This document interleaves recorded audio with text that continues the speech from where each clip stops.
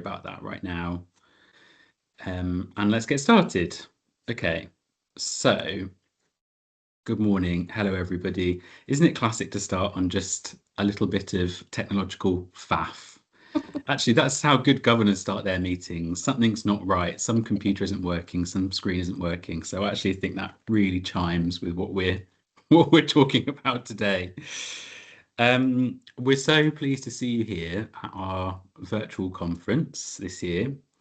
And I'm going to start. I've got a couple of different things I'm going to cover, and I'm going to pass you over to Katie Ridgway, who's the Head of Education for Inclusion and Partnerships, and she's going to do a little bit, give you a little bit more information about East Sussex's vision for inclusion, and then we'll pass over to the main event, the real meat of the conference, which is our brilliant speakers, Ian and Rosie, who we'll introduce in more detail shortly.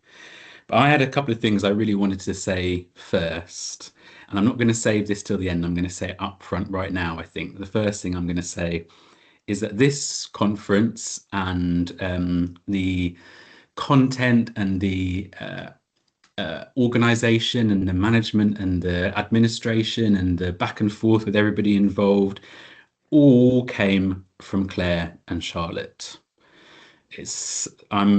I just want to make sure that everybody is aware of that up front. I'm the Senior Manager for Leadership and Governance, and Claire and Charlotte are the project officers in our Governor Services team, with Rosie, who's our brilliant administrator, who's hiding in the background, but she's a vital part of the team as well. And senior managers love to talk, which is why I decided I should be talking to you first. But I really, really wanted to emphasize that it was Claire and Charlotte that brought this whole concept to the fore and came up with the content and spoke to our fantastic speakers and got them involved in the session. I'm so grateful to you both, Claire and Charlotte. Thank you so much for doing that. So all the success of this event is entirely yours, and thank you very much. I think that sort of, leads me on to the fact that we are a very small team. It's just the three of us plus Rosie, but Rosie actually has a whole bunch of other administrative responsibilities, so we get her when we can. And we're so grateful to all of you, to our governors, to our partners in other schools, to colleagues in the education division, whoever you are here in this session.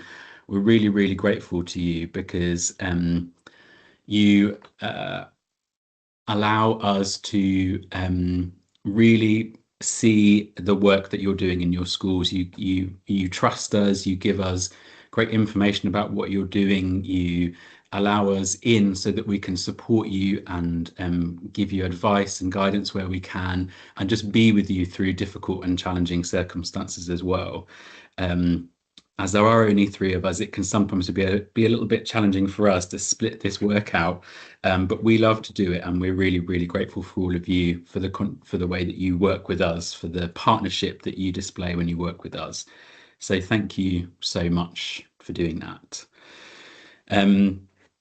Okay, I was going to share some slides, but you saw before that I just simply couldn't do it. It just there's something preventing me, which is quite irritating. But what I was going to show you before we really dig into the meat of this session, which is about inclusion. It's about one of the greatest and most challenging aspects of governance, also the flip side of inclusion, which is complaints and how they kind of factor into the daily lives of governors more and more and more these days. I wanted to sort of set the scene and go back just a little step to talk about what we think about good governance in East Sussex. And I'm so proud to be able to say that I think that East Sussex is full of excellent governors.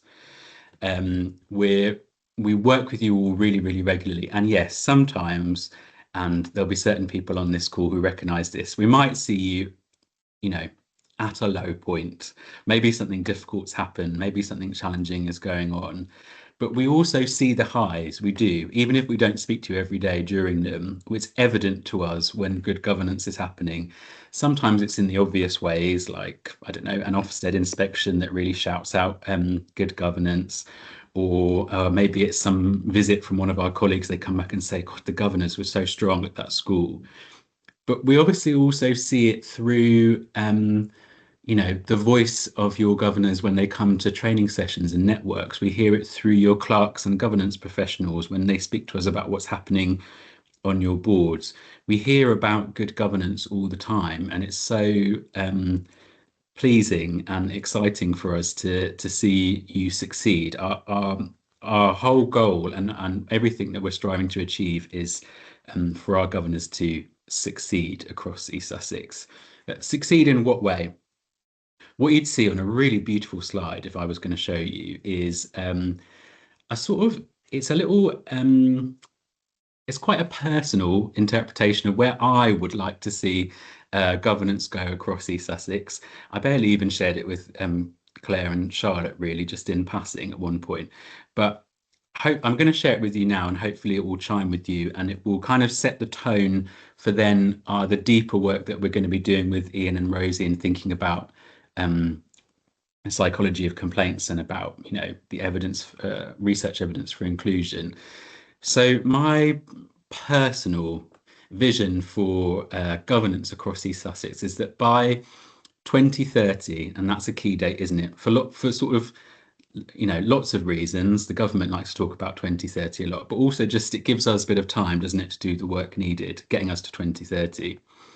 By 2030, I would like to see all governing boards in East Sussex operating with integrity and efficiency. I think relationships between governors and their school leaders are going to be based on psychological safety and will be driven by evidence-based strategic thinking that places the needs of children and young people above all else. By 2030, I think governors will be prioritizing inclusion in their decision making and will hold their school leaders accountable for developing a truly authentic and meaningful culture of belonging for all children. That is the vision. That's where we're driving towards. But that's, as I said at the beginning, I think that we're already on the way. We're on the way there. We have excellent inclusive practice in schools. We have really strong governance, and even where schools are going through a challenging period for many different reasons, we know that at the core, our school leaders and our governors are driving towards those high standards. Good governance is always strategic. If I'm going to add a little sound bite to it, say the school has a mission, an inclusive vision that's up to date and relevant, and governors and leaders use this vision to guide how they conduct themselves in every area of school life. Good governance also must always add value to the system with measurable benefits for staff and children, young people, and the wider community. Good governance also has to be legitimate. It's really important there's a sense of legitimacy around decisions that are made by boards. They are respected by stakeholders because they're seen to be credible, because they're guided by evidence, they're trusted, and there's a clear thought process around the impact on all the relevant stakeholders. And lastly, of course, good governance is compliant, not just in the most basic way where we can tick a box to say we're compliant, but remembering that governors are stewards of incredibly valuable resources, not just the money in your budgets, but your buildings and your staff and the objects that are found around your school that make school life so rich and exciting for the children. So you have to good governors will always ensure that those resources and the policies that surround them have a long-term impact for many years, even after they have left the board. And I do think that's quite key. We have to be always looking towards a point at which we are no longer on the governing board and our decisions are still offering rewards and benefits to the children and young people in the school. I don't really want to end on this note, but I will just in case, just to sort of add that layer of demarcation at the end in terms of where governance goes wrong. Just to remind us all, we always talk about this, where governance goes wrong, it's operational, it's fearful People are afraid of discussing big changes to strategies. They don't want people to be upset. That might be motivated by quite good intent, but it's not always the best way to operate as a board. Governance goes wrong when people are unprepared, not just as an individual. Maybe you haven't read your papers for lots of reasons. You're busy people, but where there's a sense that there isn't a really clear forward plan, where there's a sort of unpreparedness for potential changes and challenges that a school might face. And governance can also go wrong when there's a sense of antagonism, where people feel like they don't want to pay attention to each other for various different reasons. And that antagonism is something that, we see most often manifested, actually, as Ian is going to talk about in a moment, through the complaints process. Charlotte and Claire and I have dealt with more complaints over the past few years than we would care to mention, working alongside all of you. And we have learned so much about how to manage those complaints. But it wasn't until Claire and Charlotte went to a session that Ian ran at a different conference a while ago that we really thought about the person behind the complaint and what was motivating them and how that might help us to adapt our practice. So that's why we were really pleased to welcome Ian. So just before I welcome Katie, I'm just going to let you know that the plan is that Katie's going to speak for a few minutes, then we'll pass over to Ian, Ian Grafton is going to talk about the psychology of complaints. At 11:20, we'll then have a break for roughly 12 minutes. I'm going to be that specific, just to give Rosie enough time to get in, our principal educational psychologist, and then she will do a session on research evidence on inclusion in schools from roughly around that time. We're not going to be taking any questions during any of these sessions, but you should see that at the top of your screen, there's a Q&A box. So please enter any question that you have for anybody who's spoken into that Q&A. Claire and Charlotte and I are going to collate them. And at the very end, after Rosie's spoken, we're going to sort of do a panel, facilitated panel, where we're going to look at those questions, ask them to one another, and see if we can answer them for you. We probably won't get to everybody, but we will be able to answer the key ones and then send you some more feedback on the other questions after the event is finished. Charlotte and Claire, is there anything that I should say right now before I pass over to Katie? I think you're good, John. Okay, great. So I'm going to pass over to Katie Ridgway, who's the Head of Education, Inclusion and Partnerships, who's our Head of Education for the Governor and Service team. Thank you for coming, Katie. Thank you, John. Good morning, everyone. And thank you for being with us here virtually this morning. I think when I just looked, there are about 146 of you here on the call, so that's really encouraging this morning. And thank you to John and his team for inviting me to share a few words of introduction, but also for all the work that has gone on behind the scenes in putting this event together.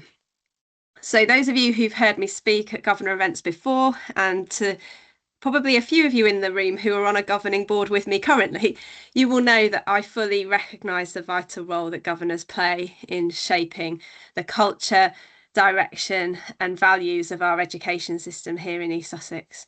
And I think, it was really helpful to hear John's vision, but, governance is where ambition meets accountability, and where some of our commitments on paper are translated into real experiences for children and young people, and ensuring that they get the very best outcomes from early years all the way through to post 16.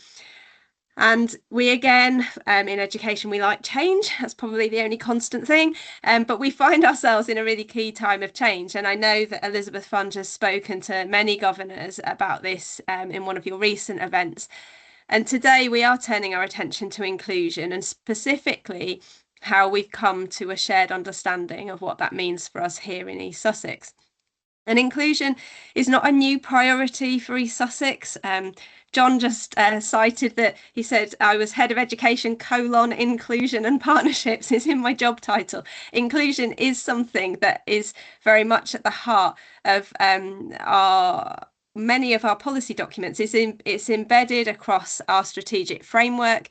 It's referenced in Excellence for All, in our Best Start in Life strategy, and through our wider SEND and attendance priorities. These strategies are underpinned by a shared commitment to improving the outcomes for children and young people, to reducing barriers and ensuring fairness and equity for children and families. However, over the last few months, what became increasingly clear, not just to us as a local authority, but to our schools and settings, is that having inclusion threaded through multiple strategies is not the same as having a single shared and explicit vision for inclusion. So we enlisted the help of ISOS, a kind of education consultancy, and through some extensive engagement with school leaders, we consistently heard the same message. There was a lack of a clear system-wide understanding of what we collectively mean by inclusion and what good looks like in practice. Schools spoke about receiving different messages from different services, about inconsistency in expectations, and about the absence of that shared reference point that could unite us all in our understanding. And I know Rosie's speaking to you later, and I think nationally and through the research, there isn't that kind of shared definition, although there are lots of worthy attempts at kind of putting that together. So we made a deliberate decision to co-develop a shared vision for inclusion, not to write it for schools and families, but to build it with them. And John was very clear. He said, oh, Katie, can you explain to governors kind of part of the journey that we went on there? So earlier in the year, we took part in an inclusion survey, which we sent out to our education settings across all phases, to local authority services and to wider partners, parents and carers. We received 240 responses that represented senior leaders, SENCOs and inclusion leads, service professionals, families and young people themselves. And this level of engagement really matters. It's something, inclusion is something that people care deeply about, and that there was that real appetite for clarity and coherence and that shared vision. So with the support of ISOS, we used this feedback to refine a definition of inclusion that moved us away from kind of narrow, siloed interpretations, where inclusion might sit with maybe a single role, like me, I'm inclusion, I'm not really, or a setting, towards something much more ambitious and collective. And the definition that emerged, I think, is intentionally simple and straightforward. It's values-led, and it's system focused. And I think Charlotte's going to pop it on the screen here, and hopefully it will chime with kind of what our understanding is. Everyone working together so that all children and young people access education and are supported in their safety, well-being and learning to belong, thrive and achieve. And I think this definition matters because it reframes inclusion as everyone's responsibility. Everyone on this call has a responsibility for inclusion. School leaders have that responsibility. We in the local authority have that responsibility. And it explicitly connects learning, well-being, safety and belonging. And it shifts the emphasis on inclusion being a kind of bolt-on to something that is designed into how the system works. And alongside that, we've developed some system level principles that sit beneath the vision, which include our commitment as a system to identifying strengths and barriers, acting at the earliest opportunity, ensuring good access to local provision, enabling effective practice, and really importantly, working together across the system. And I think these principles provide a framework for decision making, not just for services in the local authority, but for you as you govern schools and trusts, particularly at a time of significant change nationally. And I think, the shared vision for inclusion is not an end in itself. It'll act as a kind of guiding anchor for our next phase of work, including development of our new SEND strategy and our local response to SEND reforms. It gives us a consistent reference point against which policies and our funding decisions and our expectations can be tested. And so inclusion, I guess I see inclusion as what we do for everybody, every child, every young person in our care. And as we come to some of the, our SEND strategy and our SEND reforms, there's an acknowledgement that for some children with special educational needs and disabilities, we do need a specific strategy, but it comes from that wider vision of what we understand inclusion to be. And I think for governors, this matters deeply. This vision supports our strategic role in holding leaders to account, in asking the right questions about culture, equity, outcomes, and ensuring that inclusion is not something that just depends on individuals, but something that is secure, consistent, and embedded. And is something that in the new Ofsted framework is very much alive and well, and there within that, threaded through all the different evaluation areas. So as we move through this morning, I really want to encourage you to consider how this shared vision for inclusion can support your work as governors, not as an additional pressure, but as a source of clarity. We really wanted to bring a kind of shared language, a shared direction, and a shared commitment to ensuring that every child belongs, achieves, and thrives in their local community. So I hope you have a really good morning together, and I'm just going to hand over back to John now. Thank you. Thank you, Katie. That was brilliant. That was really, really helpful in setting the tone. And we're really pleased now to pass over to Ian Grafton, who is going to be running our session on the psychology of complaints. I will let Ian introduce himself fully and thoroughly, but we're really, really delighted to have you here. Thank you, Ian, so much for coming and speaking to our governors in East Sussex. Thank you, John. Thank you, everybody else. Thank you, colleagues. The warm-up act is about to start, and you know what warm-up acts can be like, I'm sure. So I will try and make this as practical and as relevant as you can. But yeah, thank you. I am a governor at a school in Devon. I'm a chair of governors at a primary school in Devon. I'm also a trustee on a multi-academy trust where I have the responsibility across the trust for safeguarding. So I think to start from the outset by saying I do what most of you do here today. If you're in governance, if you're in clerking, I don't do your job, but you're involved closely with the work that I do. And I think that's important just to stress from the outset that this isn't me telling you what to do. This is me explaining to you how I've had to do some of the things that we're having to increasingly find ourselves doing now, where parental and other complaints are being made about the schools that we work with and support. What I'm going to present to you today isn't directly my own work, and I'm going to stress that because the credit is due to some people who are far, far cleverer than I am in terms of academic research and understanding the psychology of the way people complain. But it has been incredibly helpful to me, and it has made my current role in supporting governors, head teachers, clerks, and so on with dealing with often quite difficult and challenging complaints. It has helped me to help them in my current role. It also helped me in my previous role. And I'll give you a little bit more detail about my background and history that hopefully will make sense of the presentation itself. Charlotte, I know we've talked about trying to get something up on the screen from your end. Are you able to put the first slide up just to reassure me, please, that we've got the IT working? I mean, I can probably do this from my end if we have a plan B, but if we are able to show colleagues the screens at your end, then that is going to be super, super helpful. Okay, shall I just give you a moment to get that up and just yes, just to make sure we can do that. Okay. So just as Charlotte's doing that, a little bit about me. I spent 31 years down here in Devon and Cornwall, the Devon and Cornwall Police. My final posting, my final command before retiring from the police and moving into the world of school governance was as the head of professional standards.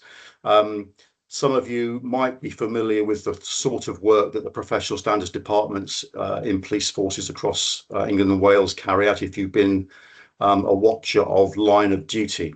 I don't follow the programme, but I do know enough to know that the easiest way of explaining what I used to do is I am Ted, if that makes sense to you.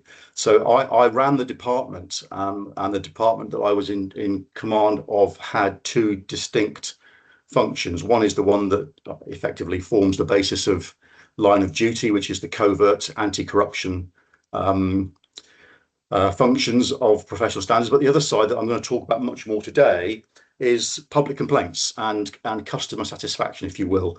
And at the time that I was in command of the department, the Home Office was concerned about the increasing number of complaints that were being made by the public about quality of service more than wrongdoing by police officers. There's some very high profile cases that we're all familiar with, sadly, that have made the news about the willful and criminal behaviour of the bad apples that unfortunately have found their way into police services across the country. That is what makes the headlines. The bulk of the work that I managed and oversaw was in fact public complaints, low level expressions of dissatisfaction, something you'll hear me say several times this morning, low level complaints made by ordinary reasonable people in the main. And I'm going to keep referring to this this morning, that the majority of people that we deal with, or I've dealt with and I've helped other schools deal with, have been ordinary, reasonable, normal people who are straightforward and easy to deal with. However, there are others who are less straightforward for us to deal with and can be much more challenging. And the same thing applied in my previous life with the police, where public complaints were concerned. And there should be no surprises in that. We, in education now, and me previously in law enforcement, are delivering broadly a monopoly service to the public who pay for it through their taxation. And increasingly, taxpayers are becoming more discerning and more demanding of the quality of service they receive from their public services. And so it shouldn't come as any surprise that many of the policies and processes for dealing with complaints within the public sector are pretty similar. And there is a read across from police complaints into school complaints. And when I retired from the police service, it struck me that we as governors weren't greatly supported, not through anybody's choosing to leave us unsupported, just the way it was at the time. There wasn't the information out there, there wasn't the support out there to help those of us in governance who from time to time find ourselves allocated a complaint to deal with. So just if the next slide, if you can, Charlotte, please, if you wouldn't mind putting that one up for me. So what I'm going to try and take us through today between now and about 20 past 11, or a little sooner if possible, is how do we now know that broadly we all of us will fit into one of 6 types of complainants. So I'm going to take you through what those 6 different typologies, psychological profiles of complainants look like. How will you then know that if you've been asked by your head teacher or your clerk of governors or your governing board, if you've been asked to lead and investigate a parental complaint, how will you know from today which of the 6 types of person you might possibly now be dealing with? And once you've identified which you think the type of person you're dealing with is, then there are very distinctly different ways of approaching and handling that person according to their profile as to why they've complained. And we want to try and leave you today with some options for how you can then make the best effort to try and resolve that complaint, because ultimately that's what we're all here to try and do, is to resolve that complaint at the lowest appropriate level in a proportionate way with the minimum amount of bureaucracy involved, because often that's all the complainants themselves will want anyway. The importance today, we'll talk about why it's really important to understand the 6 types and why it's important not then to try and mix and match the approach with the complaint that you're dealing with, because often that will fail. And often when I've presented this to other groups, people have said, goodness me, if only I'd known that beforehand, I wouldn't have approached that person in this particular way, because we ended up getting off on the wrong foot, and it made it harder to resolve the complaint. And hopefully this will demystify some of why that happens when we approach complainants without fully appreciating what it is that's behind them and their motivation for complaining. But really importantly, but I'm going to stress again, in the incredibly unlikely and very rare occasions, really importantly, I want to be able to give you confidence that if you find yourself dealing with somebody who is in type 6, and we'll explain a bit more about what type 6 is, you may actually be dealing with someone who is unwell. And in fact, the complaint that they're bringing to you isn't the issue. What the issue for them is something that's going on for them and they need help. And it's important that we have the confidence to be able to call for that help, because it's not for us to resolve their issues, but we do, on a level of humanity, have a responsibility to help somebody who may be unwell. Okay, thank you, Charlotte. So the history lesson continues. These are the incredibly clever people in the University of Victoria in Melbourne that I'm going to give credit to from the outset. So going back about 10 to 12 years, or possibly a little longer ago than that, there was a sense within the community of law enforcement, not just here in the UK, but across the world. There was an emerging concern about atrocities that were being committed that were not associated in any way with terrorism. So these aren't the headline terrorist acts, the lone wolf shootings, the driving of vehicles into crowded places. Park all those cases that sadly we've seen to one side, please, if you will. These were atrocities committed by individuals for whom there didn't appear to be any logical reason as to why somebody who previously had been a normal, ordinary, reasonable person had spiraled downwards in their life to a point where they felt the only way that they were able to draw any attention to their grievance or their complaint was to carry out some sort of atrocity. And as I say, we weren't alone in the UK in experiencing some of these cases, and law enforcement was struggling to understand why that had happened. So the University of Victoria led in work with his worldwide research to try and understand why did those individuals go on that journey that led to that outcome. And that was the plan, to understand why those very, very rare individuals, rare cases, did what they did. As a complete byproduct, a completely unintended outcome of this research was that we are more than just one type of person who could end up becoming what we now call type 6. In fact, there are 5 other fairly recognizable and easily defined profiles of people who raise complaints. And the Home Office, once they were made aware of this piece of research, felt that that was probably key to making improvements for the way in which the police service across the country improved the way it dealt with ordinary, reasonable people with their everyday low-level complaints and low level of expressions of dissatisfaction. Because key to this research was the discovery that most of the people that went on to commit the atrocities in question started out somewhere earlier as ordinary, reasonable people who raised an ordinary low-level expression of dissatisfaction or complaint with a public service. And so this piece of work is much more now about prevention from those ordinary, reasonable people descending to a place where they feel they can and only have one choice, which is to commit an atrocity in order to have their voice heard. We in this country have something, if you put the next slide up, please, Charlotte, we have something in this country already that we already know uses this work, and it's the Fixated Threat Assessment Centre, which is often abbreviated to FTAC. I'm not going to go into great detail about what it does here, because there's a significant amount of material available on the internet that if you feel motivated to research it afterwards, you'll easily find a lot of material. It is a department that draws huge criticism from human rights groups and from liberty groups and so on, because of the nature and the way that it works. It exists in an anonymous building somewhere in London. It is staffed by psychologists and their support teams from the NHS, and also by criminal intelligence researchers from the Metropolitan Police.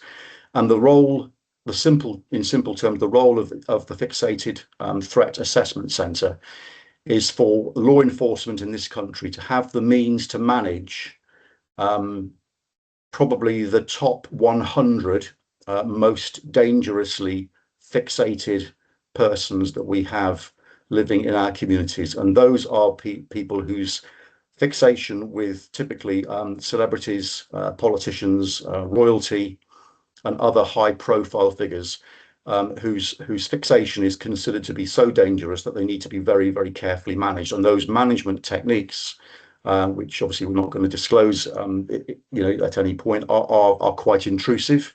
Hence the reason why there's a lot of criticism and a lot of anxiety in some areas about how appropriate it is to impose restrictions on people's private lives when they haven't actually yet done anything wrong, if that makes it clear. So the Fixated Threat Assessment Centre will deal with people who are in type 6 of the profiling that we find, but regrettably there is probably many more than 100 in our communities, or so, people who could potentially be type 6. And so my hope from today is to not to dwell on type 6 and not to make this about the most dangerous people that might be living in our communities, but my hope today is to flag to you that if you think somebody is unwell and maybe has some traits of a type 6 person, that you at least feel knowledgeable and confident enough to be able to get that person some help before they have to be escalated to the Fixated Threat Assessment Centre, where then things have become pretty much out of control for that individual. Okay, could we have the next slide, please, Claire? Thank you. So just as a quick history check, I mean, you may be familiar with some of these cases, but Robert Ashman is a case of somebody who we would now consider to be a type 6 of complainant. He was the individual who had started at the time of his coming to notice of the police, had been a fairly senior manager within, I think it was Severn Trent Water Company, had a very nice large house, had a wife and family, and all the trappings of success that came with being a senior bod within a water company. He became involved in a fairly straightforward minor dispute with the NHS, went into the NHS complaints process as what we would describe a normal, ordinary, reasonable person, an articulate and educated man with no previous convictions for criminality, and felt that the service that he was receiving or not receiving from the NHS was such that he wanted to escalate his complaint. Fast forward, and he became fixated with the NHS. He became fixated with the complaint that he was dealing with, to the extent that his marriage started to break down. At a similar sort of time this was happening, there was a reorganization within the water company, and his role was changed, and he felt aggrieved by that. Eventually, he was forced to leave the family home and found himself living rough in the bus station in Cheltenham for a period of time. And he took his issues to his local MP and started to be a regular caller at the MP's drop-in surgery. And ultimately, as you may, if you are familiar with this case, he felt that because he wasn't being listened to by anybody, and his employer wasn't interested in him, the NHS weren't interested in him, his wife and family had lost interest in him, he felt his voice wasn't being heard, and so he took himself into the surgery one particular evening with where he concealed a sword, and he attacked the MP and he murdered the MP's assistant. And that was the outcome of his downward spiral. If you could pop the next slide up as well, please, now. Thank you.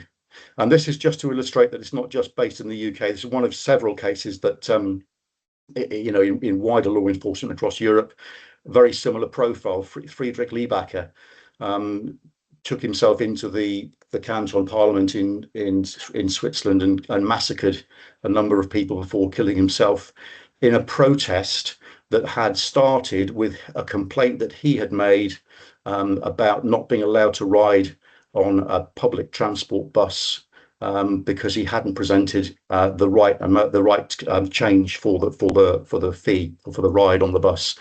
He was asked to leave the bus, felt that was inappropriate, made a complaint to the bus company, and that escalated. And say, long story short, another well-educated, articulate, employed, successful man who no previous involvement with the police, went on a downward spiral that was based upon the fact that he didn't think he was being treated properly when he raised a complaint about the bus company. He was a normal, ordinary, reasonable person, and he ended up in this place, as a result of his downward spiral. And then finally, the one that obviously is particularly relevant to us in school, if you could please, is this individual.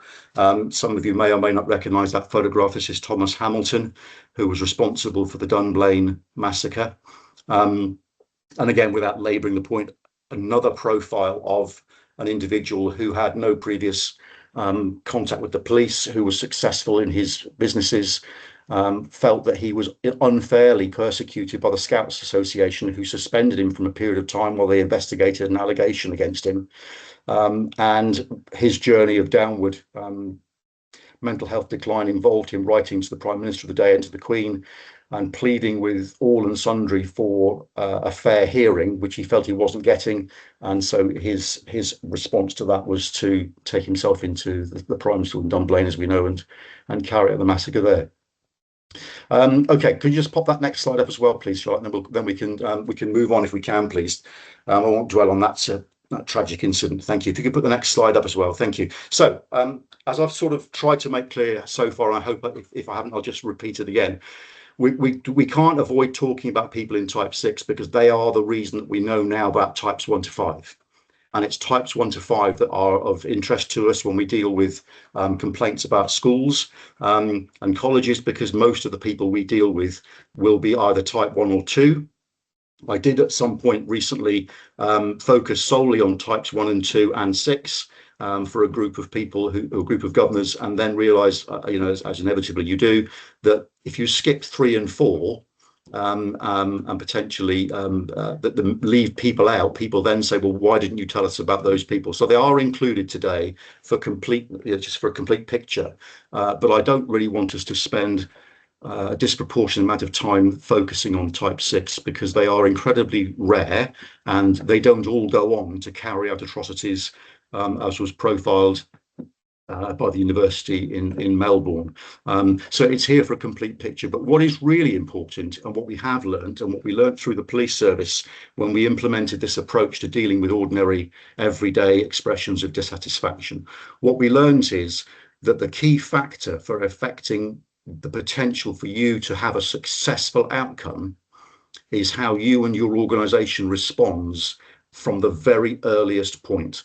And whatever we think of those atrocities, there's a common theme in each of them, that those people started out as ordinary, reasonable complainants and just didn't feel they were going to get or were getting a fair hearing when they raised their complaint. And sadly, sometimes people will still feel that, because even if you do follow your school policy and you resolve the complaint, if you're able to the satisfaction of the school and yourselves and the policy, some people will still be unhappy with the outcome, and that doesn't mean that they're going to turn into type 6 overnight and then carry out an atrocity. But it's worth being aware that people do find it quite difficult to accept sometimes that the complaint they've raised isn't going to go anywhere. And you may well have already experienced this in your schools. Certainly in down here in the West Country, we've seen an explosion of complaints going direct to Ofsted instead of coming through the school to start with. And the DfE complaints review team in Manchester have an uptick in the amount of work that's going to them for review, because people just didn't like the outcome of what has happened at the school level, and yet the school has done absolutely nothing wrong. People just don't like being told they weren't necessarily right on the day. So it is just worth bearing in mind how this can affect people who complain. Okay, so we're going to run through the 6 types of complainant for you. And you're all sitting there now thinking, oh goodness me, I hope I'm a number 1, and that's where I say as a number 1, the normal reasonable complainant. And absolutely we are.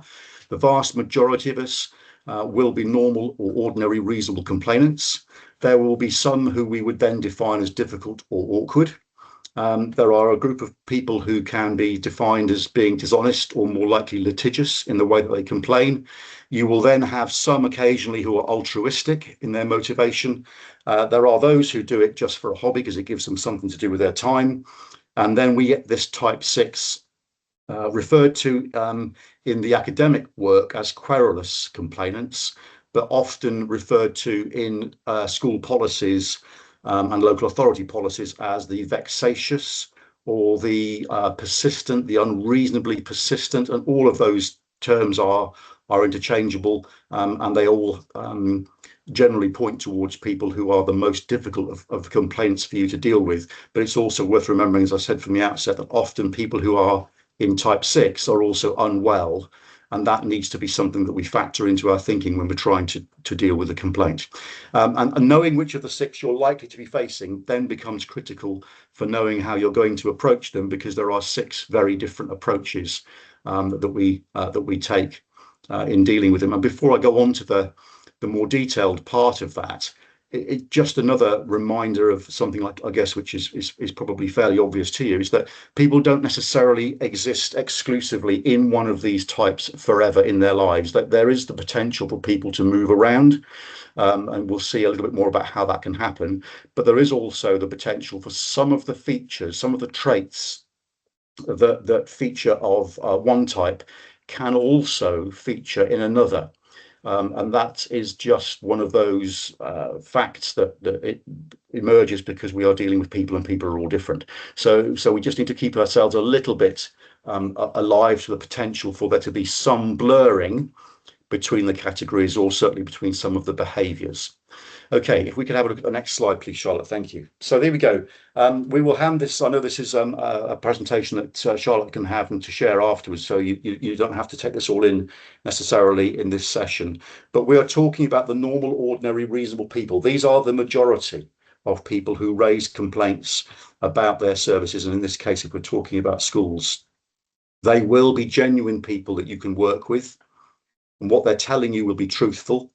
And often they don't want anything more than an explanation or a quick review of the circumstances, and even nothing more than an apology and the consistent message, please just don't want this to happen again to anybody else, is what we hear a lot from people whose mindset is normal or reasonable. If we look at type 2, if we can, please, Charlotte, thank you. These are people who you'll see there are some similarities, not least of which is that you can get a resolution with someone in type 2 as you can in type 1. You're just going to have to work a lot harder if somebody is in a type 2 state of mind.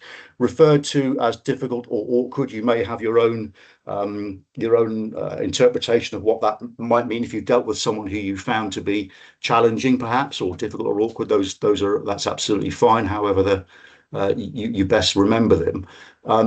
They are honest people. These are not people who are going to fabricate a complaint. These people will bring to you a genuine complaint in the same way that somebody in type 1 would do.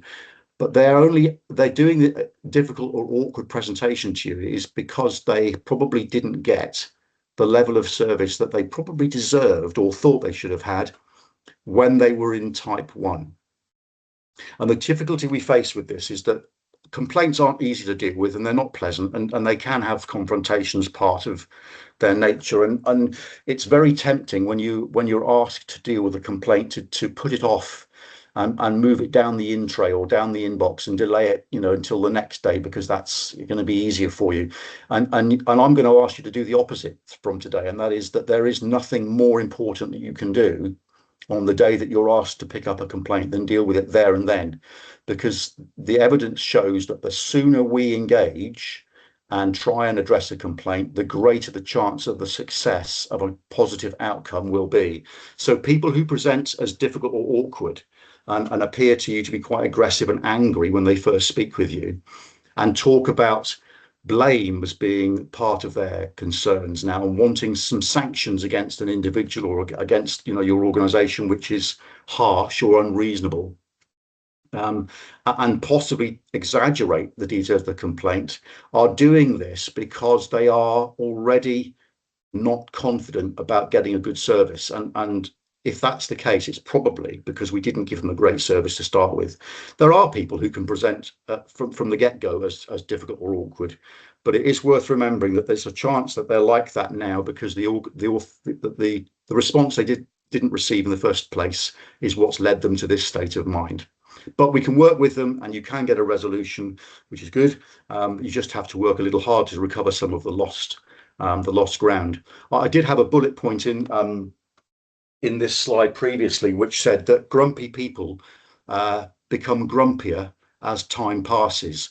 And then somebody did point out to me it was rather a clumsy way of explaining the point, and that it could be interpreted that it was a reference to the aging process. So I've taken it out. I didn't mean to infer that grumpy people get older as they get grumpier as they get older. It was that the passage of time will often make a straightforward complaint more challenging to deal with, simply because it wasn't grasped from the outset and addressed. Okay, if we have a look at type 3, please, Charlotte. Thank you.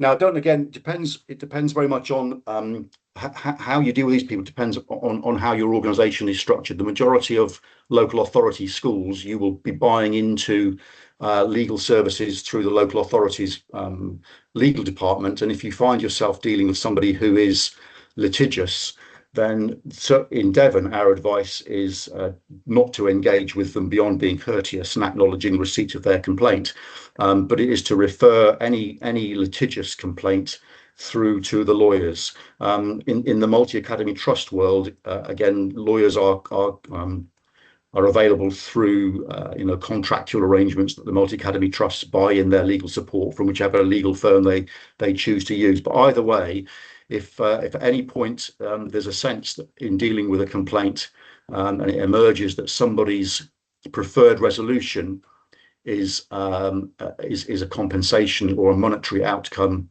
then please don't try and negotiate with that. Do seek some legal advice, because there could be some potential pitfalls around why that claim is being made. So you might find in type 3 people are overtly litigious, and from the outset you'll know that, because they'll talk about wanting money to resolve the complaint, and the minute that money is mentioned, the red flag is up for you, and often this is the last time that you'll be involved in the complaint, because it needs to go to the lawyers to be investigated and progressed.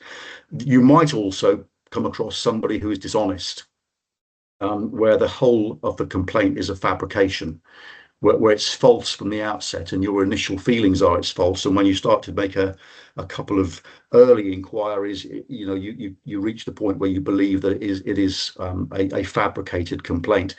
It will have been fabricated for a reason. There's a reason why someone has done that. It might be that they are seeking to leverage money out of your school or your organisation, or it might be that they've got an ulterior motive which you won't necessarily see, and that can make it really difficult to deal with, because you're not being given, well, for a start, it's a false complaint, but you're not even being given any help to get towards that. So just be aware that it could be tactical, it could be part of a bigger issue that you're not necessarily seeing. But sometimes people go into that state of mind of being dishonest or litigious because, again, they don't believe they were treated appropriately when they were normal, ordinary, reasonable, or even when they were in the awkward state of mind. And the university's research showed that the fabrication of complaints by people is on the journey towards wanting to somehow get their voice heard. So if they don't feel they're being heard, they do something else to try and engage with that organisation. And that can either be, well, give me some money, which often does get a response, or even to fabricate complaints. So just to be aware of the motivation around people in type 3 or being dishonest or litigious, and how to address that. If we have a look at type 4, please, if we can. Thank you, Charlotte. The altruistic complaint. These are normal, ordinary, reasonable people. These are genuine. There will be no question of these people being dishonest or being rude or awkward. They certainly want money. But the key to these people in this group is when you have them disclose to you that they're not raising this complaint or this expression of dissatisfaction on their own account. They are doing it for others. So often these are people who like to put themselves forward as spokespersons for group complaints. They are the well-educated, they are often the articulate people who nominate themselves, and often groups will be quite comfortable to allow that to happen. So in the setting of schools, this is the person who puts themselves forward and comes into the school inquiry office and says, I'd like to raise a complaint on behalf of a group of parents who all feel the same about this as either I do, or I'm here to represent them because they've asked me to be their spokesperson. You can work with people in type 4. They're not awkward, they're not unreasonable, they're not dishonest, they're not litigious. They're ordinary, reasonable people, but they have a very distinct motivation, and it's to do something on behalf of others or in the greater good. The difficulty that we face in schools with people in this category is they often want you to be communicating with them and them alone as a single point of contact, which they will articulate as being useful because it saves you sending out lots of emails to lots of other people. And therein is the difficulty that we have around data protection.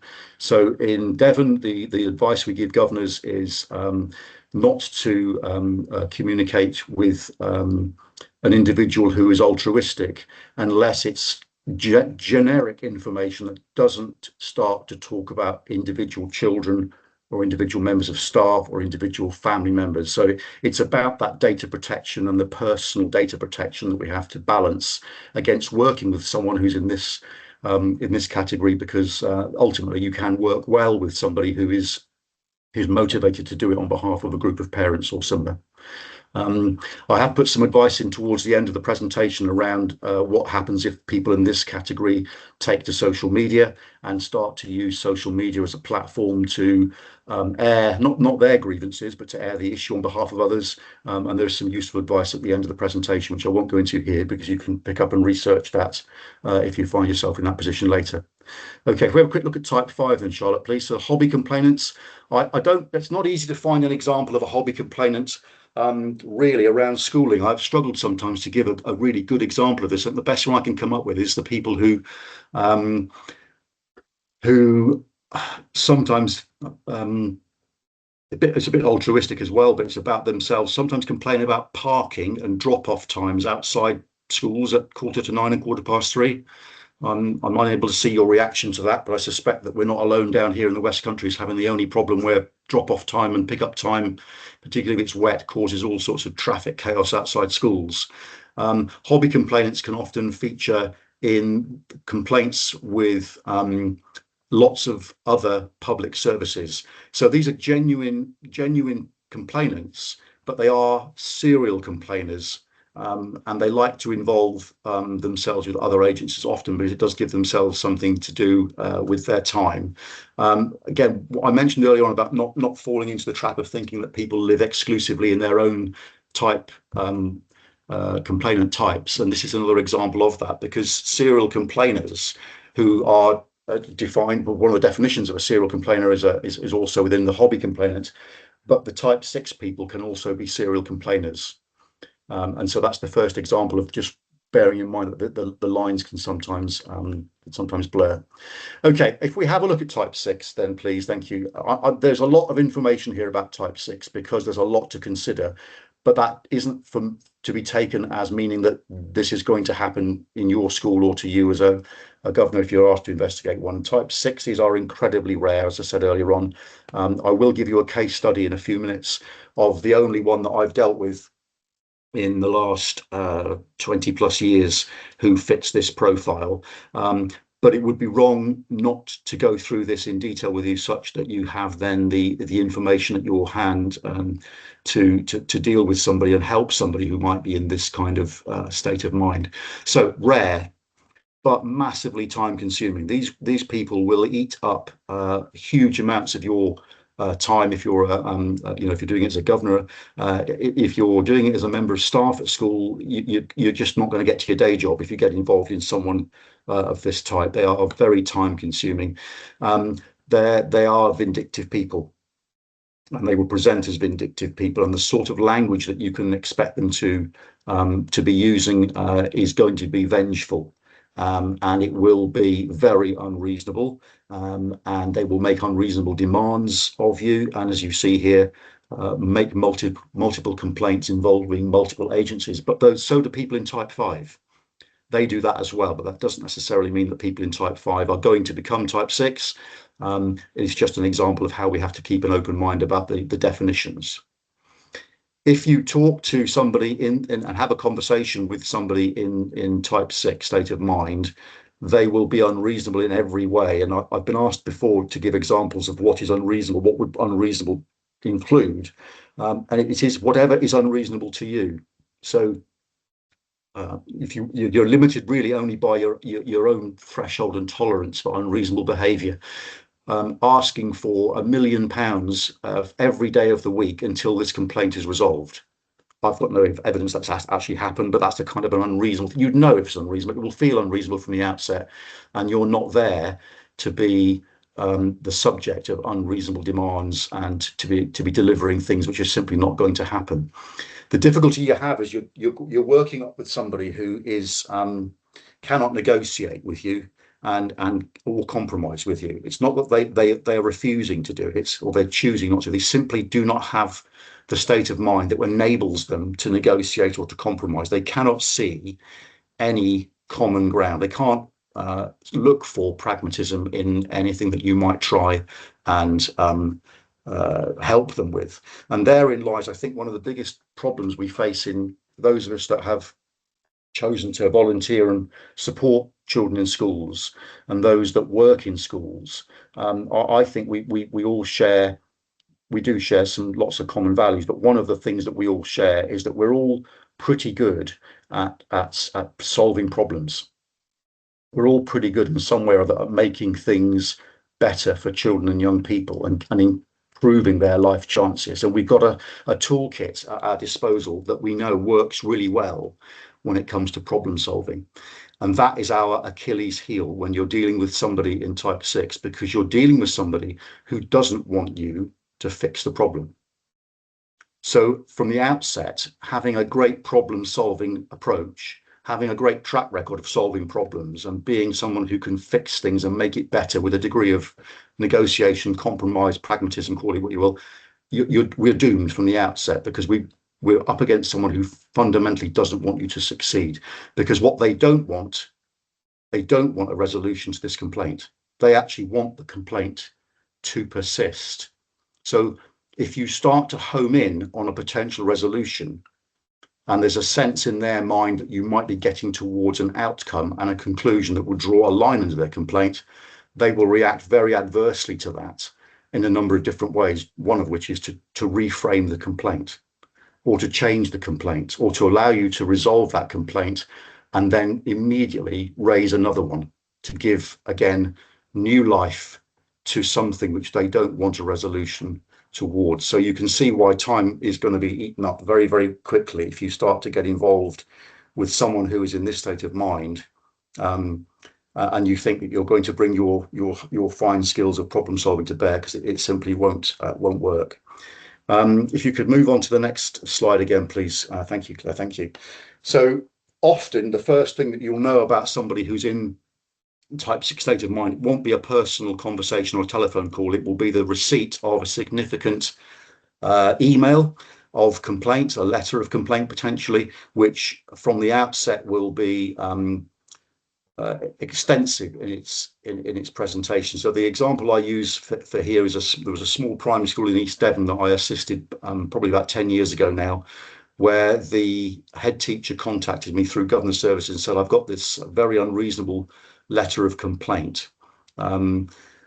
It doesn't even involve the child of the family who have complained, and I can't see a connection between why they've complained. This complainant has raised this issue and the child in question. Could you come to school and could we go through it together? And I thought that was a bit unusual, that we would need to discuss a letter that we could perhaps discuss over the telephone. However, I went to the school and we had a meeting, and the letter was in fact contained in an A4 lever arch folder, which had been presented in the school by the complainant, and it ran to 275 pages of double-sided A4 as a letter of complaint, wholly excessive and irrelevant. But in the mind of the person who raised the complaint, that was their complaint. And their demand of the head teacher was, I want you to read this and resolve this complaint for me, or I'll take it further. So we started to have a look at it, and a lot of the material that was within the folder was simply copied and pasted and taken from textbooks and from newspaper articles and from the internet as it was then, and so on, and just put together in an incoherent and an aggressive way, but never actually really defined the nature of the complaint. And without that, you can't deal with it. That's unreasonable. It's unreasonable to give a governor 275 plus pages of complaint and expect them to deal with it. So you have to be, we'll come on to how to deal with those later on. You have to be quite clear in how you're going to respond to that. So a folder of that size, or email nowadays, I guess, rather than necessarily a paper copy, but certainly an extensive, lengthy email or attachments to emails, which don't really give you any clue as to what you're dealing with, are a really strong sign that you might be up against somebody who is in a type 6 state of mind. So watch for that as a clue. Also be aware of anything where there's a proposed conspiracy theory within the letter. Ashman and Leabacker, when their cases were reviewed by the university, they were riddled with references to agencies being in conspiracy with each other, the government being involved, that there were dark forces at work to try and silence their complaints. You know, it might seem quite improbable when we talk about it here this morning, but these things have happened, and they have helped us to learn a little bit more about why people complain and how to identify them. You're not there to be responding to anything that's rude or confrontational or threatening. Governors, head teachers, clerks of governing boards, it's not our job, it's not your job to dialogue with people who write rude, confrontational, threatening letters to us. The situation with the 275 page letter, when we didn't read it in detail, but when we scanned through it, there were threats within that to what the individual was going to do if he didn't get satisfaction. And the way in which we addressed that complaint was to write back to the complainant on the same day with a letter that simply said, thank you for bringing in your folder. We are not in a position where we are able to read that folder because of the volume of the material that you've submitted. However, if you are prepared to condense your complaint into no more than 2 sides of A4 and to send that back into school within 5 working days, we will consider where we go with your complaint. The individual who made the complaint wrote back and said that was unreasonable on our part, and that it was our job to read the letter and to deal with the 275 pages. We filed our letter and didn't do anything about his complaint. It did trigger inevitably a contact by the individual with Ofsted, and the complaint was directed against me for advising the head teacher unprofessionally and erroneously about how to deal with that complaint. I'm still waiting at the moment for an outcome from Ofsted as to whether or not they felt that I acted unreasonably. But as that was in 2014, I'm guessing they probably aren't going to be writing to me anytime soon. But you have to be as blunt and robust as that when it comes to dealing with somebody in this category, or you will lose enormous amounts of time and effort in trying to resolve something for which this individual never actually wants a resolution.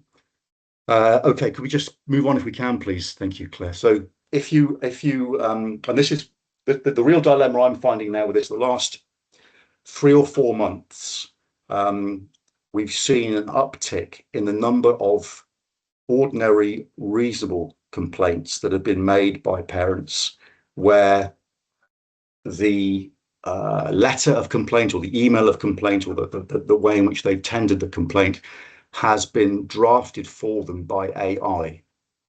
And AI is giving people an opportunity to present complaints in a very different way than we've seen over the past 15, 20 odd years.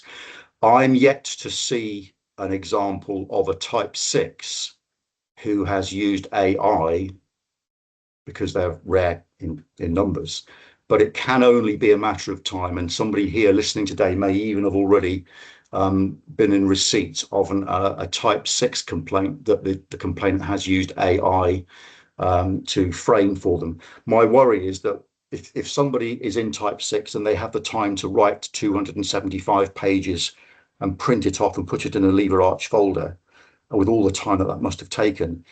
If you imagine how quickly AI could do that and how many pages AI would generate, it can only be higher than those we've seen in the past. However, the style and the giveaways of the way in which a type 6 person thinks and presents themselves in their paperwork when they put a complaint in is probably not going to go away, because they do like to exercise control over the organization that they are dealing with. They do like to personalize and be threatening towards individuals, which is beyond AI's ability, because AI will be quite generic in putting together a letter. And so I anticipate that we will see AI being used by type 6 people, but they will still find it very difficult to resist the temptation to personalize it. And you'll see from this particular slide the sort of giveaways that you either may have already seen or might see in the future, where somebody is in type 6 state of mind. So lots of use of bold font, underlining keywords, quotation marks used extensively, italicizing sections of the text, and then using language that, as I said here, is to obfuscate you with stenographic verbosity. And I'll say often running into tens of pages of dependencies and so on, and attachments and references that they expect you to go and look up, and then tell you that they want you to reply to them within 48 hours with your full response. So there we go. So AI, yeah, watch out for AI. I think it's going to be an emerging trend that we're going to see across the piece, not just with type 6s, but also in ordinary complaints. If you do get involved in dialogue, if you have a meeting with them, don't meet them alone. If you have a telephone conversation with them, be prepared to lose a lot of time. They are very persistent on the phone, very difficult people to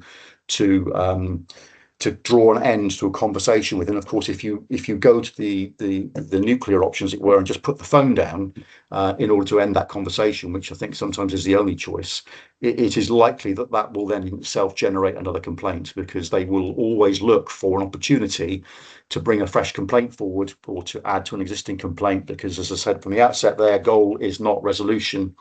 Their goal is to perpetuate the complaint. When I was a head of police complaints in Devon and Cornwall here, when I first went into the department, took over from my outgoing colleague, he briefed me on an ongoing complaint which was contained within a couple of big box folders of material. And he said, this is a complaint which we're struggling to try and resolve. And he said, it's been decided that it sits best with the head of department to monitor it, and rather than to try and put any resource to it, but it is an unresolved complaint. And he gave that to me as I went into the office, and I, like you do, said to myself, I'm going to be the boss of the department that makes sure that this complaint is resolved. So I started reading through the material and then quickly realized how extensive the complaint was. And I have to say, regrettably, when I left the department and moved on to retirement, I handed that box to my successor 6 years later, still unresolved. That, when I left, was the longest running complaint Devon and Cornwall Police were dealing with, and it was 26 years old, and it was exploited a loophole in the Home Office guidance on police complaints, which allows a complainant to conclude their letter with something on the lines of, I reserve my right to make this complaint formal in due course. And what we've been doing for 20 plus years was writing letters backwards and forwards, seeking confirmation from the individual they wanted to make a formal complaint that we can investigate, only to get back a reply that said, I haven't made my mind up yet, but until I do, you'll have to keep my complaint open. And of course, that's what we had to do. So, and just to complete the picture, that was a dispute that had started between two neighbours over one neighbour having a cockerel that was noisy in the morning when the sun rose. So when you get involved in these things, you can see if someone is in that state of mind where they want to perpetuate the complaint, they can perpetuate it for years, unless your policy allows you an off-ramp, as they seem to say at the moment, to be able to close it down much sooner than that. Okay, could we move on, please, Claire? Thank you. So again, just to help you out here, this is not an exhaustive list. It's just some of the things that you might want to consider about what is an unreasonable behaviour type. So being rude, disorganized information in huge quantity, I think we've covered that. Changing and reframing the complaint. It's not reasonable. If you deal with a complaint that's been brought to you and you deal with it appropriately and in line with your policy, it is not reasonable for the person to say to you when you're 2/3 of the way through, oh, by the way, I want to change my complaint, please. That's not what you were asked to look into. That's not reasonable behaviour. Telling you how you will deal with the complaint, so putting time frames on you, demanding who you will speak to, demanding that you will follow lines of inquiry that the complainant wants you to follow, which aren't relevant, being unreasonably persistent. All those sorts of behaviours, as I said earlier on, that you might think are unreasonable will be unreasonable if that's what you think they are. And this is just an illustration of the sorts of things you might want to have to consider. Could you pop us on the next slide, please, Claire? Yeah, thank you. So I think at that point, I know we said earlier today that there wouldn't be time for questions now, and there isn't now, but please do, if you want them to ask them later on, bring them to the session later, and I'll try and, if we have the time, to deal with them for you. But this session might help you out. So we'll now look at how do we actually deal with each type. So going back to the beginning of type 1s again, if we just have the next slide, please. You'll see here I've underlined move quickly. I have to say that moving quickly is probably the strongest and the most powerful of the tools you'll have in the toolbox for getting a successful outcome to a complaint. And certainly with somebody who is reasonable, moving quickly will work every time, because that's a reasonable thing to do and they're reasonable people. Ask them what good looks like. What do they want to happen at the end of this complaint? If they could have a magic wand and wave it over the problem they've just brought to you, what do they think good would look like at the end of it? Because if you can establish that really quickly and early on, you're likely to find a resolution that meets with their needs and can comply with your school's policy, and everyone can be quite content. And let's not forget, we're talking here today about those low-level expressions of dissatisfaction, low-level concerns. If this was an allegation of misconduct by a member of staff, then we wouldn't be even touching the policy for complaints. We would have to refer through the HR processes and the employment law processes, because an allegation of misconduct or anything more serious is a formal process that is governed by legislation. So we're right at the bottom of the scale here in terms of what people feel aggrieved by. It's low-level, ordinary, everyday complaints or expressions of dissatisfaction that just concern people. And so ask them from the outset, are you wanting to is this a formal complaint about someone's conduct? Is this a formal complaint that you need to raise, or could we deal with it quite adequately in terms of a couple of conversations with some key people? I'll make some inquiries and come back to you and let you know what the outset is. And if it's an apology, we'll go with an apology. And they will tell you, an ordinary reasonable people will say from get-go whether they think it's a formal investigation that's required because it involves something that might result in a sanction for a member of staff. And if it does, then we need to engage with HR anyway, and this becomes irrelevant. The motivation for the complaint is still important, but the process changes dramatically as soon as it becomes something that's formal. If you're able to meet with them speedily, face-to-face is best. Think about potentially neutral location if it's necessary. If they're a little bit worried about coming into school because they don't feel it's necessarily going to make them feel comfortable, just try and arrange to meet them somewhere else if we can. Do anything that's within your reasonable power to resolve this for the ordinary reasonable person. And saying sorry that they've had to raise a complaint is okay. I do think sometimes we get a bit drawn into the world of insurance companies and not admitting liability and so on, but these are low-level complaints or dissatisfaction. If it's wrong and we were wrong and we need to apologise, let's apologise, and let's be decent about that and do that. And do, of course, as I will see in each of these slides, you'll see the same thing. I repeat this. Do please of what happened and what you did for the archive for the future in case it ever needs to be revisited. Okay, if we have a look at type 2, how do you deal with those? Again, you'll see I've underlined move quickly. Even more important if they're awkward or difficult, because they could be awkward or difficult because they haven't had a rapid response to when they first made the complaint. Be clear about what the outcome is going to include.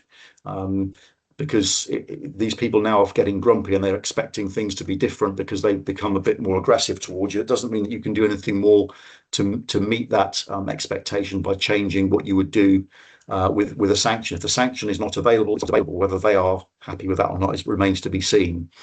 If we've got something wrong, and it's obvious that we've got something wrong and there's a need to accept blame, then be confident to only accept it in a measured way, because these people will already now be wanting to try and make themselves more of a victim than they perhaps were when they were in type 1.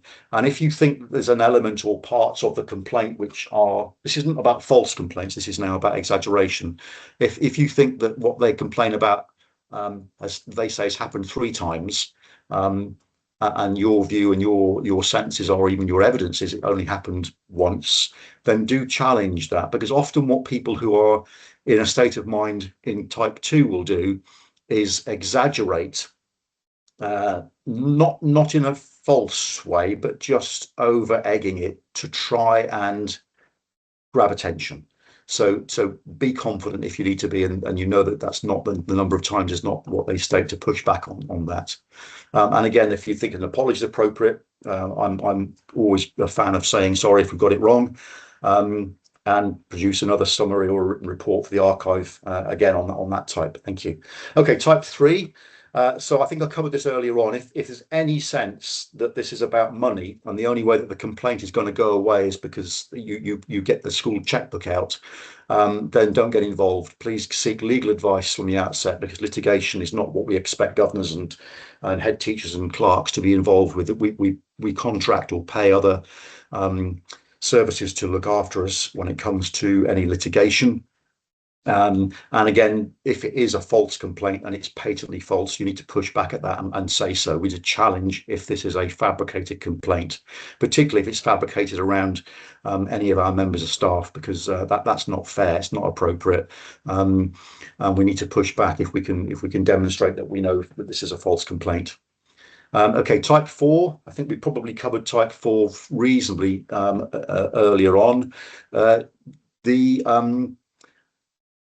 challenge, like as I said, is around data protection, but it is worth investing time in the relationship with dealing with somebody who is altruistic, because they can actually be really helpful, particularly if they're reasonable people themselves, which they should be, because that's their typology. They will want a written report. There's no good saying I'll do, and they'll want a written report because they'll want something to show and share with the group that they're representing. So that written report needs to be carefully constructed, and avoid any disclosure of personal data. But these people are motivated by wanting to do this on behalf of others, so that they will need something to take back to the group. And this is where, if you can engage well with the altruistic complainants, you stand a good chance of keeping this off social media, because you can work with someone in type 4 quite effectively, and you can set out to them that it wouldn't be helpful for it to be discussed on social media in the wider community, because that would potentially compromise what you're trying to do to resolve the complaint. But they will come back to you and say, well, of course, I shall need a report at the end of this to share with the group in that case. And that's okay, provided that report isn't going to breach anybody's rights under data protection law.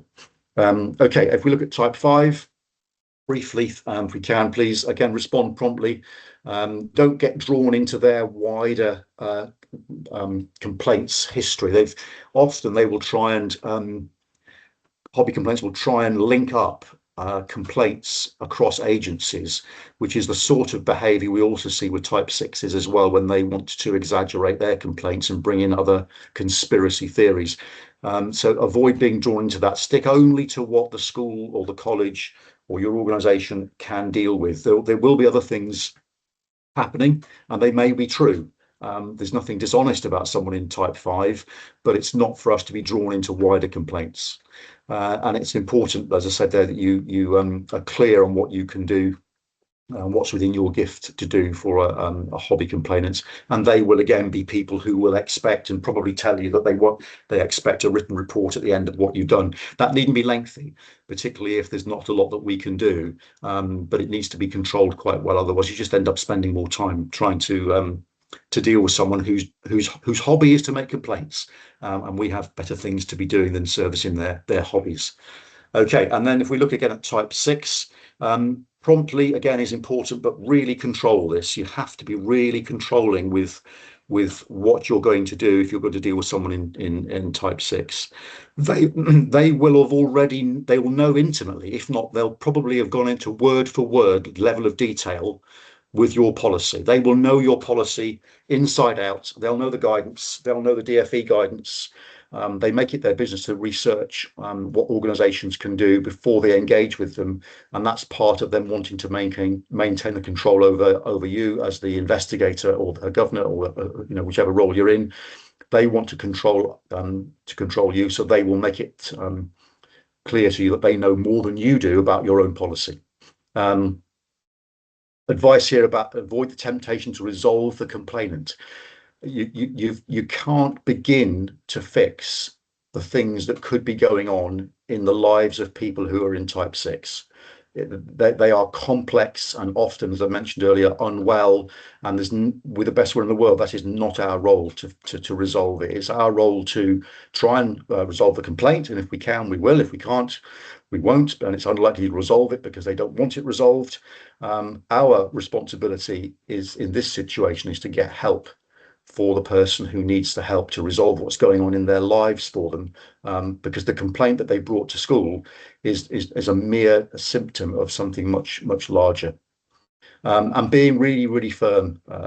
If the matter is not for further investigation, and you're going to write a letter that says this school will not be pursuing this complaint because it is baseless and the matter is closed, that's what we have to mean. We have to stick to that point, because if you row back from that position, they will exploit that. They'll see that as a vulnerability, and you'll have a huge subsequent complaint that will come in of something else, and you'll go back around that loop again of trying to resolve something that they don't want a resolution towards. And if you've been reasonable and you've got to the point where you said to someone in type 6, we are closing this matter down, they will write back to you.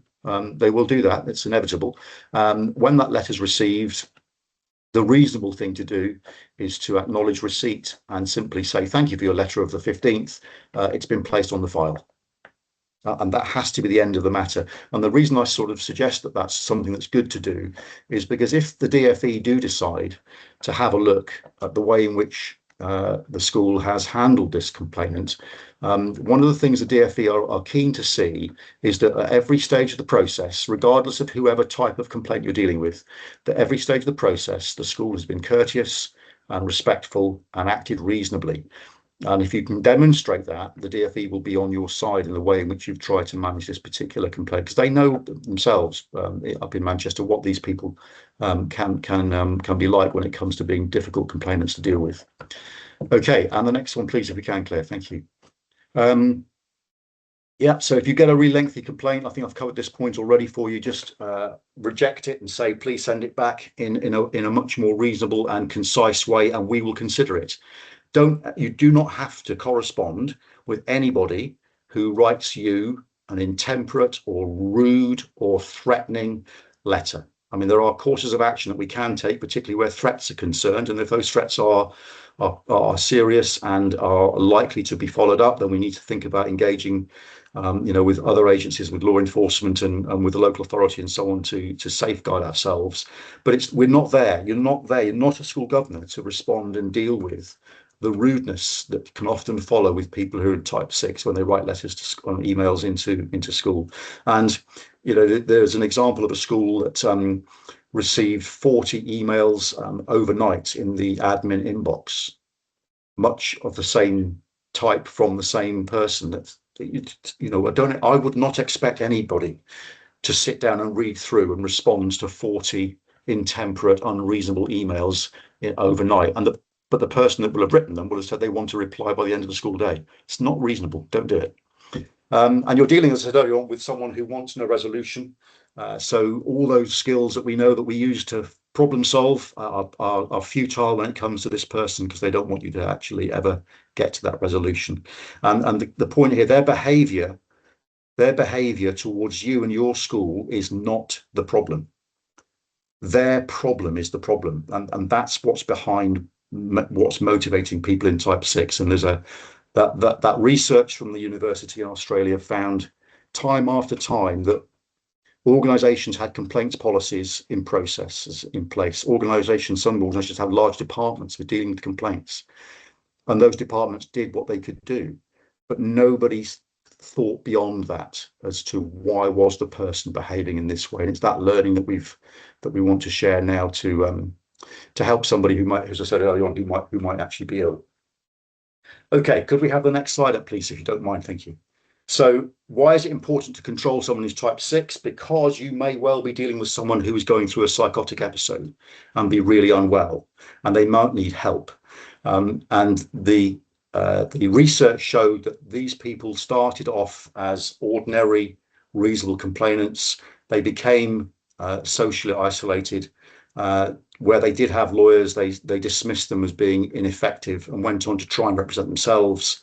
They were almost to a type. Every one of the case studies were educated and articulate people who went on a downward spiral and whose behaviour became less and less rational throughout, and got to that position where they were driven and motivated by keeping their complaint alive, as it were, because that got them the attention that they felt they wanted. And it was when that didn't ultimately result in anyone listening to them that we know that they went on to do things that were atrocities. Okay, thank you. Could you put the next slide up, please, Claire? Thank you very much. So I've got a bit of a case study here for you that this really happen at my school. And this isn't, again, about sending you away from today's conference with undue worries. I don't want anyone to stop being a governor because of what they've heard today. I'd be heartbroken if I thought I'd done that. But does it happen at a school? Could it happen at a school? It does. It's happened once to me in one school only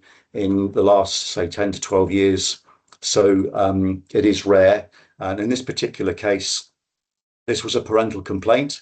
It began because in fact, it was a grandparent who wanted the school to amend the list of contacts for a child in the school should the child be unwell at school and should we need to contact a parent during the school day. The grandparent wanted the list changed to put themselves as the number 1 point of contact rather than the number 3. So it wasn't to be included where they weren't, it was simply to move up the priority call out list at the expense of one of the parents who was number 1. This was because the parents were going through a divorce, and the grandfather felt that it was in the child's interest and support of his own grown-up child that he became the first on the call out list. The school declined to do that because there was no case for doing so, and the grandfather was already a contact on the list in any way, and that escalated into an out of control situation where there were threats of violence towards members of staff by the grandfather, both outside the school. He lived very close to the school grounds, so both outside the school and on school grounds. He was, for a period of time, banned from the school as a result, using the local authorities' policy because of his behaviour. And when he then put the complaint into the head teacher, there were attempts made to resolve it, and he then changed the nature of the complaint, began to get quite threatening as to what he was going to do, involving other organisations and social media. Huge amount of paperwork was created, and ultimately, after he was banned, I was asked if I could support the school in trying to deal with how we go forwards with this man's behaviour. And all the signs to me were there of someone who was in type 6. We had a multi-agency case conference arranged by the local authority involving the diocese. This was a church primary school, and additional safety measures were put into place at school for the children. And thankfully, we got as far then. We got through to the end of the summer holidays in July with nothing happening.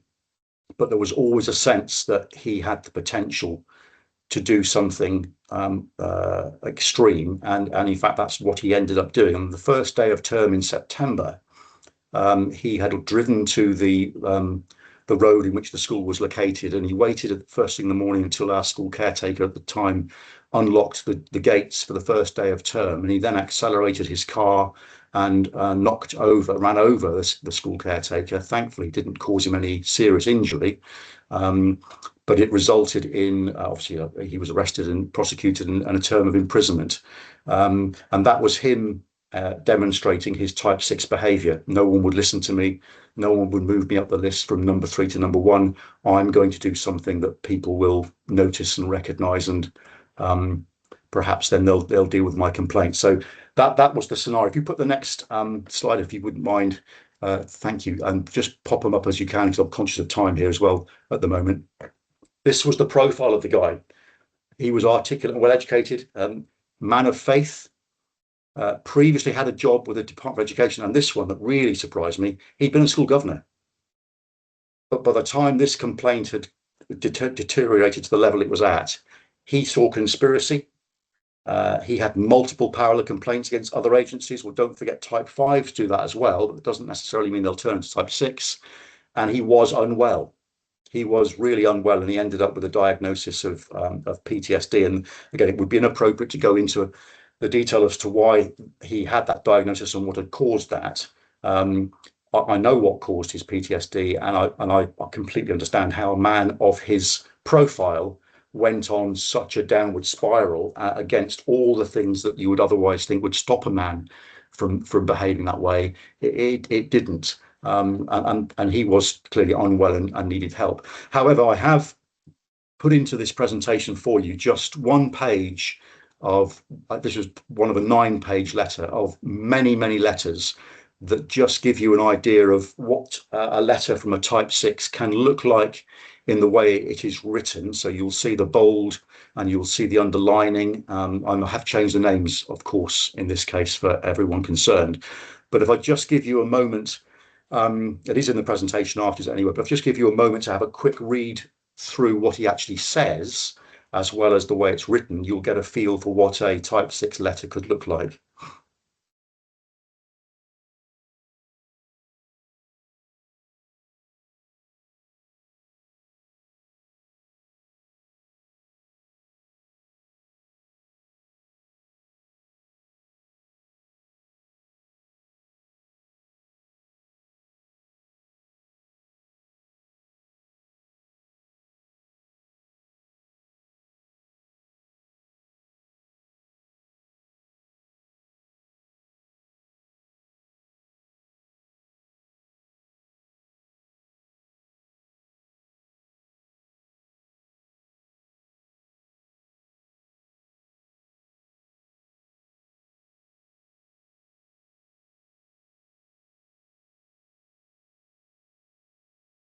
Okay, I think that's, I must say, it is in the handout or the presentation for later on if you want to use it, and I'm happy for you to share it just to help others to understand what you might be looking at if you find yourself getting an email or a letter of this type. As I say, that was one page of a 9-page letter, and there were hundreds of letters of this type written to the school, often multiple times a day. And so all the signs were there, and regrettably, he did go on to do something which, we all wish we could have foreseen. It's impossible to foresee how they'll behave. I mean, measures were put in place to try and minimise the risk, but he still found a way of doing something atrocious in the cause of what he thought was the right thing to do. But I'm going to say again, very rare. The only one that I've ever come across, and if you've got any examples that you'd like me to have a look at afterwards, because you think you've got something like this, then please do get in touch and we'll talk it through, because I'm here to try and help and assist. So really, in conclusion, if you can understand which of the type 6, which of the 6 types you're facing, you will stand a much better chance of resolving a complaint if you're asked to deal with one. I'm guessing today there's probably 149 people on at the moment, according to the screen here, Charlotte. And so probably 149 people are not going to be putting themselves forward to deal with a complaint after today, and that's understandable. But if you find yourself having to deal with a complaint, I hopefully give you some options. You can have an appreciation as to why the 6 different types need 6 different approaches to be taken in order to try and maximise the chance of getting a resolution. In all cases, please, do follow school policy, MAP policy. Sticking to process and policy is critical, because one of the things that these complainants will sometimes do if they're not satisfied is escalate the complaint, and they can escalate it to the DfE complaints department in Manchester. Unfortunately, a lot of the complainants are disappointed when they escalate it, because they don't fully appreciate that the role of the DfE complaints department in Manchester isn't to overturn the decision that the governors may have made about a complaint. It's the role of the DfE to make sure the governors have followed their policy, that they've acted proportionately, that they've had a process and that they haven't set or broken a precedent. And if the DfE can see your correspondence and your report and your emails, and throughout there is a sense of courtesy and respect and reasonable behaviour, reasonable conduct on behalf of the school, and that at each point throughout the process the school has followed its policy, the DfE will support you and will write back to the complainant and say, we're not prepared to intervene because the school has followed its policy and process. So it is absolutely vital to stick to your policy and process throughout. But please also, just if you can, just bear in mind, if you feel you've got someone who's in type 6 and you feel they're unwell, forget trying to deal with the complaint because they don't want a resolution. Let's put the humanity back into it. Let's see if we can be the agency that helps get that person some help. And then the bit that I'll end on for now, because I'm all that stands between you and your coffee now, is that if you have a situation where the person in front of you, or the person you're dealing with, or the person that the school is aware of, has the type 6 traits and is presenting in that way, and they are a parent or carer, then you have to start thinking about safeguarding. Because if there are children living with someone who is having a psychotic episode and behaving that way, then we're aware of that. We have to think about what that might be like for that child or children to be living in a home with someone who is that unwell. And that might sound a little controversial. It might be a bit, beyond, you might think it's a bit beyond our remit as governors, but safeguarding is everyone's responsibility. And if we've seen the signs here of something, we need to be that organisation that is confident enough to join up those dots, because those cases that were reviewed by Melbourne time after time, and the Thomas Hamilton one is, if you read the file, if you read the report on the Dunblane massacre by Lord Cullen, if you read through that, time after time, the clues were there, but no one agency felt it was their responsibility to actually stand up and say, I'm going to put the flare up on this one. And I think we have to, if we learned nothing else, it's that the complaint that the person's raised is actually neither here nor there. The issue is for the safety of them and the safety of any children they may be living with, because that would be wholly wrong for us to overlook that if that were to happen. So please just bear that one in mind as well. Okay, I think, Claire, from memory, this is the end of the presentation. There are references here to some of the material we've covered today. Could you pop the next slide up, please, if you don't mind? The very last one. That's it. That's the one. So I mentioned earlier on, there's some information available to you if you feel that complainants are taking things out onto social media. What you can do to support your staff and yourselves and protect yourselves from the campaign going viral, as they call it. So I've put these links in, which I think, if you do have to use them, you might find helpful. But similarly, if at any point you want to pick up the phone or have a chat about any of what we've talked about today, do get hold of me through Charlotte, and we can have a one-to-one if necessary. And I will. Do you want me to pop back later on, Charlotte? I think, don't we, for the panel questionnaires after coffee as well? Yes, please. That'd be great. Yeah. Okay. So look, I'm going to give you 5-minute extra break here, if that's allowed. I'm saying it's not my conference, but I will happily pick up any questions we can later or outside the conference afterwards. And in terms of the warm-up act for Rosie, I hope that hasn't put you off, and you're not all going to use the coffee break as an opportunity to scoot out of the conference, because I've been so bleak in my presentation. But please, as they say on Crime Watch, don't have nightmares. Thank you, Ian. That was really, really powerful presentation. We really appreciate you doing that. I actually think it's a really useful introduction to what Rose is going to be talking about, because in terms of the research evidence on inclusion, we know that some of those complainants in the first two types can often be soothed and moved through the process swiftly if the school has a sort of powerful and really sort of evidence-based culture of inclusion, so that their child feels that they want to be there, the parents are welcome in the school, they are as open and as transparent as they possibly can be and as appropriate. So we started with the almost like the issue, as it were, these rising in complaints, and I think that Rosie will be able to talk us through how some of that wider cultural work could address some of those issues. It's brilliant. Thank you, Ian. Okay, so everybody, we are on a break now, but you don't have to leave. In fact, I encourage you not to, because you never know with Teams if you'd ever get back in again. So walk away from your computers, we'll be here again at just at 11:30, and we'll see you then. Thank you very much for coming to the first half of this conference.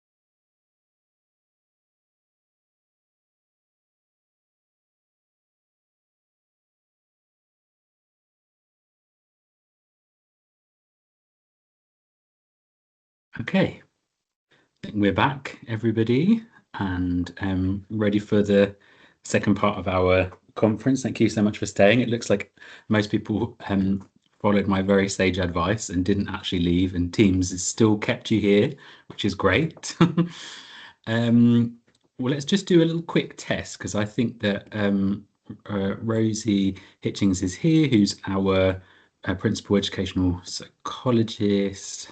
Hi, Rosie. Hello, there I am. How are you? I'm okay, thank you. Great.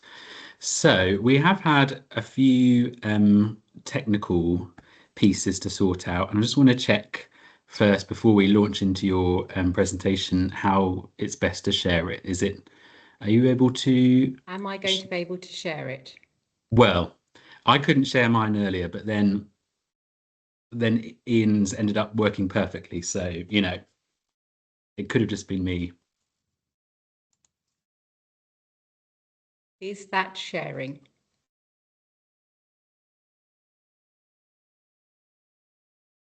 We go. Yes, it is. Okay. My problem is that I'm now sharing it, but I now can't see anything at all apart from my presentation, which makes me feel very uneasy. Oh no. Because I'm literally in a big room talking to myself now, which is a very odd situation to be in. Very strange indeed. Well, thank you so much, Rosie. I'm sorry you're going to have to suffer through that, but if you need us to sort of cheer or clap, just let us know, and we can raise our voices for you. And everybody, please do keep adding questions into the Q&A. We had some really good ones for the last session. We can have some more for after this one as well. It's really, really helpful if you keep adding questions. And I'll pass over to you now, Rosie. Thank you very much. Thank you so much. Now, first of all, I'd just like to say I'm not the main act. I'm very much the follow-up to act. Ian's presentation was just fantastic, absolutely fascinating. I was just, yes, as somebody who loves talking about people, just absolutely fascinating. Really, really enjoyed that. And I hope that I'm a good enough follow-up act to him. Okay. So, introducing myself, my name is Rosie Hitchings. I'm the principal educational psychologist here in East Sussex, which basically means I am a combination of an educational psychologist and managing the educational psychology service, and also contributing to the strategic work within the local authority. So wearing a number of different hats. In terms of me and my experience, I have been an educational psychologist for a very long time, which means I was actually an educational psychologist back when you still had to, first of all, train to be a teacher in order to be an educational psychologist, and had to have worked as a teacher before you could train to be an educational psychologist. So I was actually a secondary school science and psychology teacher when I was a teacher, and it was very enjoyable days of my life, and I might still go back there one day.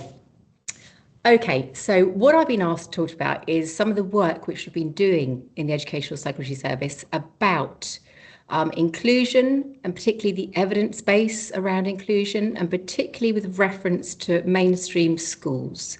Now, I'm not sure whether we've got governors from a variety of different types of schools here. There might be some special school governors as well. Inclusion does also apply to special schools, but the evidence base we've been looking at is particularly around mainstream schools, but please don't feel excluded by that, because it applies to everyone. It applies everywhere. Okay. Right, because I am a psychologist, I want to take the opportunity to start by talking a bit about psychology, because I absolutely love psychology. So I've been a psychologist for a very long time now, and actually I started studying psychology so long ago now, and so I just want to have a chance to talk about some of the psychology, and some of it hopefully is going to be really relevant to what you just heard Ian talking about as well. When he was talking, I was thinking, gosh, this is going to fit so well. So psychology, to describe it in its purest form, it's the scientific study of mind and behaviour. So for me, that's fascinating. So it's this interaction between what goes on in here that we can't actually see, and what people actually do in the real world, and how those two things are linked together. Because, and again, this is one of these things which blows my mind, is that despite all of our investigations into psychology and the mind, and the recent advances with neuroimaging and brain scans and things like that, we still have so little understanding about how the brain works. It's incredible. So that's been the fascination of my life. The 4 goals for psychology. There are 4 main things that we're trying to do with psychology. The first one, we're going to try to describe what people are doing. Then we're trying to explain why might they be doing that. And that's usually very theoretical because we don't know. So we have to come up with theories about why that might be. Then we're trying to predict from that, well, what are they going to do next based on our understanding of it? And ultimately, if that behaviour isn't the best and most adaptive behaviour for that person, how can we modify or change that behaviour to enable people to live their best lives? That's what we're trying to do. Now, what I'd like to say about psychology is we are all psychologists. We're all psychologists because we are all going through every day asking the same question that I get to ask within my professional life every day. And the question being, why are they doing that? It's the question which you'll probably ask it multiple times in your day. It's absolutely fascinating. Why are they doing that? We're all psychologists. One of the things I'd say about being a psychologist that I'm uncomfortable with one of the things which has come up in the SEND reforms, which is being put in the bracket of an expert. Okay, so if any of you are aware of what's being said in the SEND reforms, educational psychology is being put in this model that's being talked about experts at hand. And I'm quite uncomfortable with that notion of an expert because an expert implies that somebody out there has the answer for you. And the one thing I'd say with psychology is that there isn't an answer. It doesn't exist. There's lots of work to do, but there isn't a magic answer. Anyone who's trying to sell you a magic answer is probably trying to sell you something. So instead of being called an expert, I think a more realistic way to be phrased would be something more along the lines of someone with a particular set of skills and knowledge that might be useful in helping people to move forward with a struck situation, to be able to work together to identify things that they can do to change the situation, dependent on whether they have the resources, so time, skills, staffing to be able to do that, and dependent on whether they're working within a system which is actually having change as the goal of the system. But that doesn't quite roll off the tongue in the same way that experts at hand does. So that's where we are. Okay. The thing, if you don't take anything else away from what I say today, when I get into the inclusion part of it, the one thing that I'd like you to take away is some understanding about psychology. And where I'm going to start with this is this wild assumption that everyone here on this call was once a baby. Pretty sure I'm correct in that assumption that everyone you meet was once a baby. Now, again, that's important when you actually stop and think about it. When you meet the adult, and you stop and think that adult was once a baby, they were once a child, they were once an adolescent, they were once a young adult, and now they're the adult you meet in front of them. So we all start off from that same place of being a baby. But what happens? How do you get from the child, the baby that you were, to the adult that you are now? Well, I can tell you what happens. You're born into this world, you're born with a certain set of biology, genes, chromosomes, however you want to phrase it. And then what happens as soon as you're born, you start interacting with your environment. So the first things you're interacting with your environment are your parents, your caregivers. That's going to be the first thing. And what's going to happen is you're going to start interacting with that environment, and that interaction between you and those most important things in your environment, which to start off with are those caregivers around you, are going to start changing your behaviour and changing what you do. So my first example of this, a baby's born, and lots of psychology experiments are full of experiments with babies because they're fascinating. Looking at brain development, very early children, absolutely fascinating. So baby's born. Within a few hours of being born, a baby will show preference for a shape which has features organised in the shape of a human face versus a shape which has the same level of contrast, but not in the face, shape of a human face. So right from birth, there are certain preferences you have, which then start changing what your behavior is. So the baby there, so that they immediately have a preference for a human face, and then within a few months or a few weeks and a few months, they will start having a preference for their main caregiver's face. So that they'll have a distinct preference for looking at their mother's face, generally mother, shouldn't just say mother, the caregiver, whoever that main caregiver is, over any other face around them. And they'll show a preference for the voice, and they'll show a preference for the smell of that individual. So you're born, you interact with your environment, and how you interact with your environment starts impacting actually the behaviours that you engage in, starts impacting the things that you do. And the next thing that will happen is that you'll have signals sent to you from those people around you, signals that will start indicating to your brain what's good, what's bad, what gets me attention, what's appreciated by the people around me, what do people like to see, what do people don't like to see. And your human evolutionary brain is taking in that information all the time and using it to try and develop an understanding about how the world is, what matters in this world, what does it mean to be a good person, an effective person, someone who's going to be successful.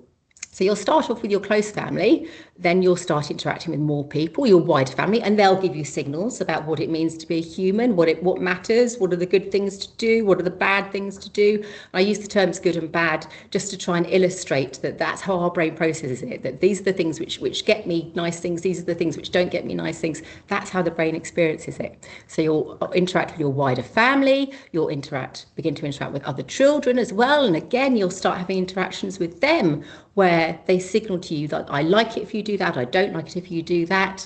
And you can also start interacting with them and affecting them and how they feel. And your brain learns more from, oh, if I do that, that has a certain consequence in the world. And your brain goes on through life. This is progressing through time. You're going to be interacting with a wider range of people. So you might start interacting with people like the teachers in a school or nursery setting.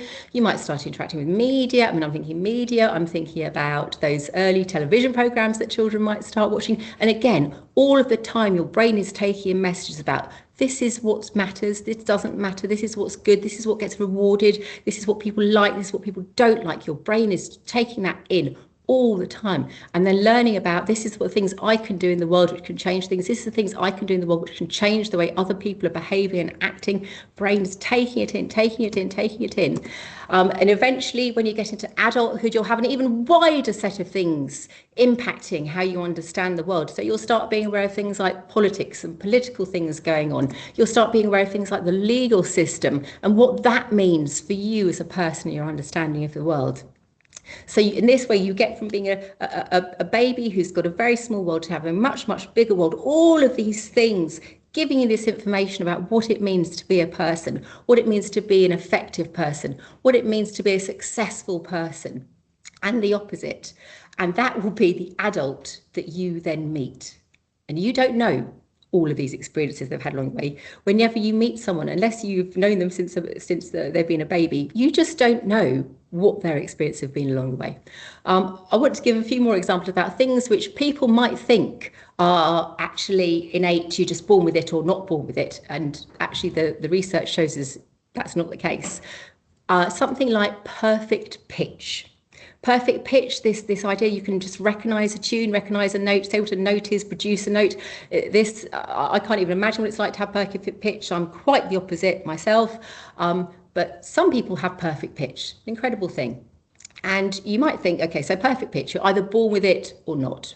Something you have in your genes or you don't have in your genes. But actually, the research tells us it might be more genetically linked, but it's actually influenced by things that happen in your environment.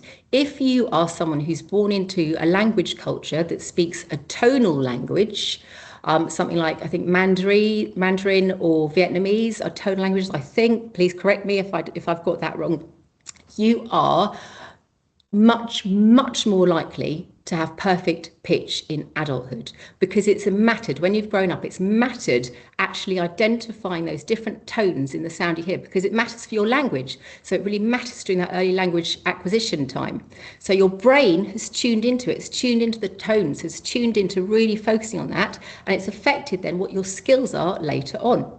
And they know when they look at music students within some of the musical conservatories that actually students from East Asian countries with tonal languages are much, much, much more likely to have perfect pitch. Another one that is something people might think is just a genetic thing. It is or it isn't. Actually, is influenced by what goes on in your environment. This is not so much interacting with people. This is interacting with things in your environment. Is actually something like schizophrenia. Okay, so again, we think there's a genetic link with schizophrenia, but the studies are absolutely clear on it that marijuana use during the adolescent years significantly increases the risk of being diagnosed with schizophrenia. Okay, so for example, studies have shown that heavy use are roughly 4 times more likely to be diagnosed with a disorder, and regular early onset use before the ages of 15 to 17 can double the risk, with daily use of high potency products increasing psychosis by up to 5 times. Now, that's quite a stark message, but for me it's really important because people need to know that actually the way you interact with the environment can have very serious consequences for something that's so distressing and devastating, such as schizophrenia. So what's been really interesting to me, hearing Ian talk about the different types of complainants earlier, that I'm sitting there listening to it and going, this is absolutely fascinating. It's absolutely fascinating because when you have this person coming to you making this complaint, you have the adult, you don't know all of the experiences, things which have happened in their life, influences that have happened in their life that have led them to this point right now when you meet them in their life. And when we think about psychology, one of the big things that we're thinking about at the moment is particularly the meaning that people make of their lives, but the meaning that people make of their lives around the distress that they might be feeling. So usually if they're coming to you with a complaint, they've got a distress of some kind going on for them. And that distress is often linked to their experiences of power and threat in their lives. So where they feel the power sits, does it sit with them? Does it sit with others? And where the threat to them sits within their lives. So why does all this matter? Why am I going on about this? The reason I want to go on about this is because all of you listening to me right now, hopefully still listening to me, if you can still hear me,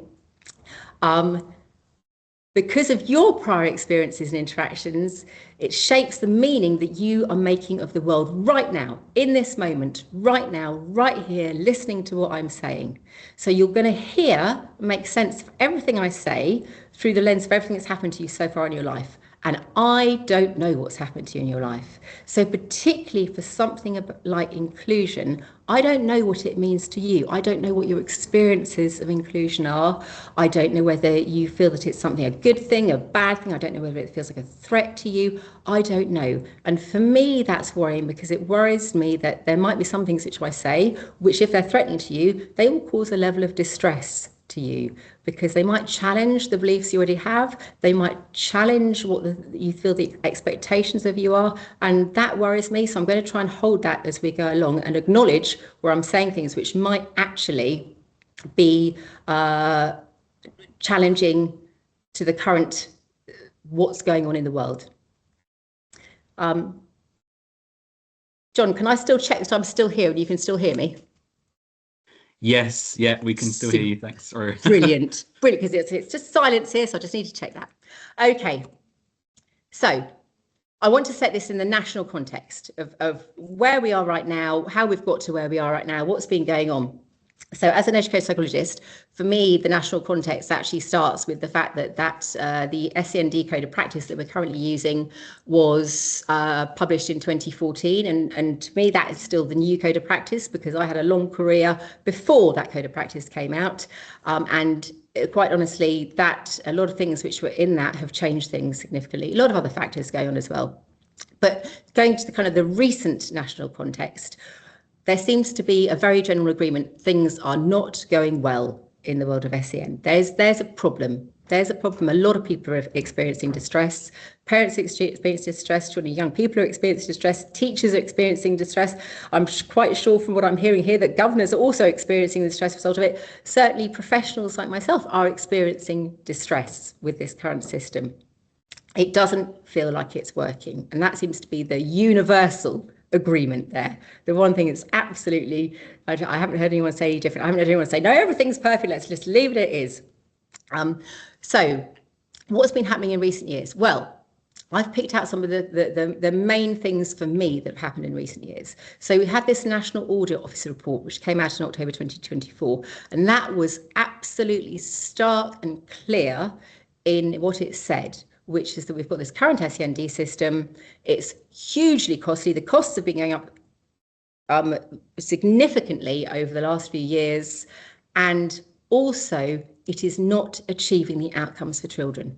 So we're spending more and more money and we're not seeing better outcomes for children. So that is something which has to change. And their recommendation was that we need to look at how this money can be better spent, and including through a more inclusive education, identifying and addressing needs earlier, and developing a whole system approach to help achieve the objectives. So it's saying this really needs to, we need to rethink how the money is spent, not spend less money, just spend it differently.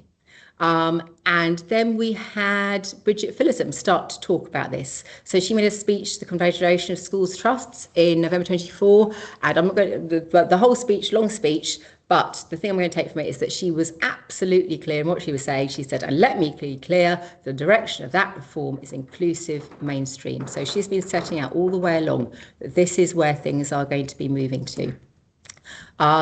Following on from that, in November 2025, we've had the new Ofsted framework launched. Now, I'm hoping that you're familiar with what's in there, but for me, this is a massive thing. This is huge, that there's actually this framework, that's the schools accountability framework, which now has a large emphasis on inclusion. There's both a standalone section around inclusion, but inclusion also features in sections all the way through. So there tends to be whichever element it is, like curriculum and teaching, there's then a bit about inclusive curriculum and teaching, inclusive achievement, inclusive approaches to attendance and behaviour, inclusive personal development and wellbeing, inclusive practice in the early years, and inclusive practice in post-16 provision. And this is so important because people, systems, organisations will change their behaviour dependent on the way they are measured. So this is something I've been hoping for a long time, that actually inclusion will come to it. It's now happened. We've now got it in the inclusion framework. And then, of course, most recently we've had the SEND reforms. It's putting children and young people first. It came out in February 2026. So this is just for me a quote from it. There it says, we will build an education system where inclusion and high standards are two sides of the same coin. So they want to say, yeah, we're going to do inclusion, but we're still going to keep high standards. And in doing so, we want to raise attainment for all. Every child deserves high quality, inclusive education close to home, where they can learn, make friends and participate in their community. To make this happen, we want to take the best of the SEND system and make it part of the mainstream, so that we have one education system, not two parallel ones. And for me, this is really, really important because I have, for a long time, had this feeling about, okay, so why can't we say, okay, so if children need SEN provision that happens in special schools, why can't we take that provision and say, well, how do we do that in a mainstream school, rather than having them in another place, having a separate experience from their peers and working towards that? I don't know whether it's ever going to be an achievable outcome. I don't know that the system completely wants us to get to there, but I think it's a useful conception to say that it's not about children having less support, it's about having the support differently and in a way that can be delivered in an inclusive way for society as a whole. Okay, so inclusion, confusion. So we've got this idea that inclusion is going to really matter. That's absolutely seems to be the direction that we're going in. But then we've got the problem about what on earth is this inclusion thing that people talk about. There's so much inclusion. It's a word that gets bandied around. It's been bandied around more and more and more. What does it actually mean? What are we actually talking about when we're talking about inclusion? And I've got some questions that I put in here. I go, so when we talk about inclusion, who do we actually mean that we're including in inclusion? Who actually gets included? Because inclusion can cover a huge range of things. Inclusion isn't just SEN. Inclusion can cover all the other aspects of diversity that we need to include within our society. So it can be inclusion for disadvantaged children, inclusion for looked after children, inclusion for minority ethnic communities, inclusion for different religions, inclusion for different mental health conditions, inclusion for everyone. It's not going to be a case of we're including some people and not others. We have to be talking about inclusion for everyone and having a system that can work for everyone. My next question is actually, who does the including? Who is actually responsible for doing this inclusion business? Okay, something needs to happen somewhere. Who's actually going to be doing it? You have to have an actioner doing. And for a long time, I think in schools, it's very much been the essence that this, particularly around SEN, that inclusion sits with the SEN department or sits with the SENCO. And I think what's happening now through the reforms which are happening is there's a really, really strong message that has to shift, that actually inclusion, just like things like safeguarding, it becomes the responsibility of everyone, that we all have to do the including. It's putting an onus on, actually it's a shared responsibility for us to work together to make sure that everyone is included. And why is it important? I have my own view about why it's important, and this is going to give away some of my kind of like underlying beliefs and the models of life that I work on. But I have a strong desire and belief in an inclusive society, in a society where everyone can be given an experience of a successful life, where they contribute, where they are independent, where they are independent or supported as far as possible to live as independently as possible, where there isn't the segregation of society. And I think it's also for me, and I'll come on to a picture in a second which picks up on this, I know from a psychology point of view that segregation is not a good thing for humanity. Humans who are segregated from each other, it doesn't turn out well. So inclusion is so important for us to have a society which enables everyone to experience a meaningful and productive life. So that's my personal take on it. You don't have to all agree with that. That's just me. Okay, so thinking about the research which has been going on, I would really, really recommend, if you get the chance, to have a look at this book. It's called The Inclusion Illusion. It was published in, I think, about 2022, 2023. Rob Webster, proud to say he is an educational psychologist. And what his research was, he went and with his team of researchers basically did classroom observation after classroom observation after classroom observation to say, actually, what does inclusion look like in the classrooms?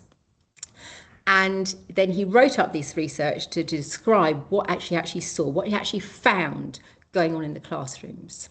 And the devastating thing that he found was that when we were talking about inclusion, actually something different seemed to be happening.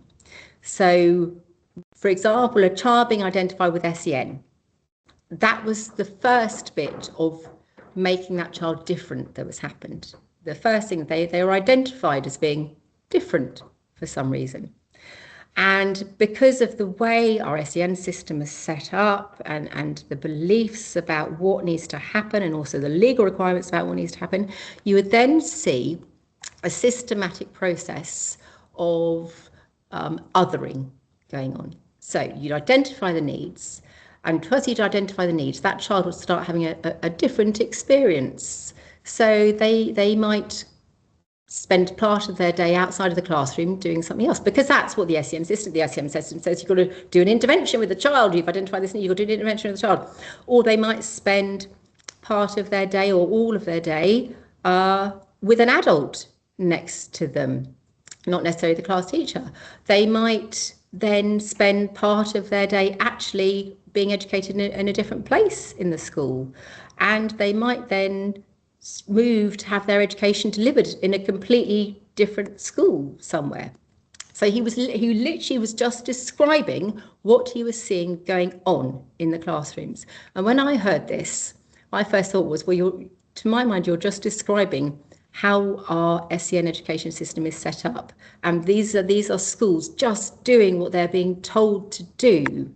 But the experience of it was not necessarily leading to the inclusive experience of education that we would actually want to be happening. And so this, I so feel for schools and parents and everyone working within this education system. You're doing the things that you're told to do, and it's not getting to the end point that we'd really like to get it to, which is why the reforms now are so important, to actually say, well, what would different look like? What would better look like?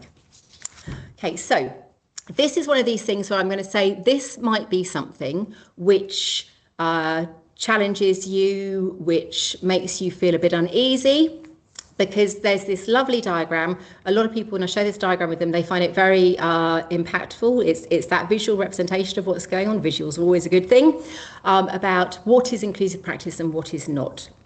And this diagram has been floating around for quite a long time, and it particularly comes from a piece of research that I'll be talking about later, about what is inclusive practice, what is not. So you've got this first picture, exclusion.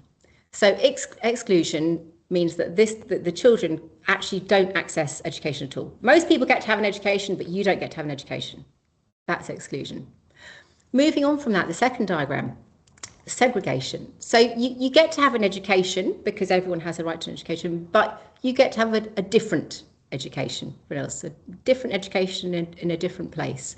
And this is the bit which I know is challenging, because as I said before, that segregation and humanity, it's emotive. It's absolutely emotive. So there are some people who prefer not to use the word segregation because it is emotive, because it does have other connotations linked up with it. But this diagram uses that word, and I think sometimes it is about recognising the emotions and the challenges that words that we use are bringing forward in us. Okay, so our next one is integration. So integration, you're saying, okay, so yeah, you get to be with everyone else, but not quite with everyone else. We're going to, put you in the same classroom, but you're just going to exist in the same classroom. And you're going to have to change what you do to meet what we need with you in the classroom, as opposed to inclusion. So true inclusion, it isn't just putting people in the same space. It isn't saying you can have a similar thing somewhere else. It's actually, and this is really important, a process of systemic reform, including modification to content, teaching methods, approaches, structures and strategies in schools to overcome barriers. So it is a process, it's an ongoing process, and it means thinking about every aspect of school in order to achieve that. I need to put some acknowledgement here, because the work I'm going to be talking about now actually is not my work. It's work which was done within the Sussex Educational Psychology Service, and it was done by Ali Carr, who was a specialist EP. Her specialism was around inclusion, and she did this awesome piece of work looking at what actually is the evidence, what is the research base, what does it tell us, what can we know about it. We're looking at that research base. And so she is the one who's put this together. She is the one who has developed all of the things I'm about to talk to you about in a moment. Okay, this is another thing which might be a challenging message to hear, because this challenges the current beliefs, I think, which I'm just trying to find the right way to put it in, the current beliefs in society about what the best thing to do for pupils with SEND is. There's a substantial and growing body of research which finds clear evidence that inclusive education delivers meaningful benefits for pupils with SEND and their peers without SEND and teachers and society as a whole. And this evidence challenges the myths, and these are persistent myths, for things like that inclusion lowers the academic standards, that inclusion disadvantages pupils with SEND. Okay, this is difficult because I don't think that this is people's experience at the moment, but the research is actually quite clear, and there's been, big bits of systematic reviews of the research which has been done. So this one by Hehe et al.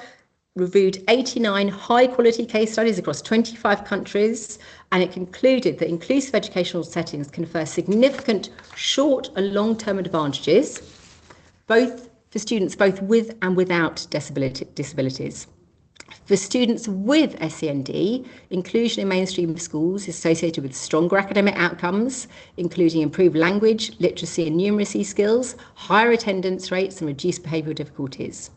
These pupils are also likely to complete secondary education, gain recognised qualifications and develop positive peer relationships, reduced experiences of loneliness and social isolation, and importantly, the benefits of inclusion extend beyond school into adulthood, with high rates of further education, participation, employment, and independent living reported for individuals educated in inclusive settings. That is huge. That is huge, but I think it goes against the narrative that is out in the world at the moment. So this is why I think that we need to be aware that actually there's a research base which says something quite different to what the feeling might be at the moment. But this is also talking about students who are in truly inclusive education settings. So research also consistently shows that inclusion doesn't disadvantage pupils without additional identified needs. So studies, including a systematic review, have found no negative impact on academic attainment and in some cases identified positive effects. Pupils educated in inclusive environments are less likely to hold prejudicial attitudes, more accepting of difference, and better equipped with social and emotional skills needed for diverse communities. So it's better for the pupils with SEN, it's better for the pupils without SEN, it's better for society as a whole. If we can get inclusion right, and this is very, very much dependent on us having schools which are inclusive, and believe me, I have no doubt that that is going to be hard work to do, because there are true challenges. There are real life challenges going on for why this is going to be so difficult to do. So despite this strong evidence supporting inclusive education, there are persistent and complex challenges that schools are facing in trying to implement inclusive practice. So national and local reports, including the Belonging Schools report from 2023, identify increasing levels of need among children and young people.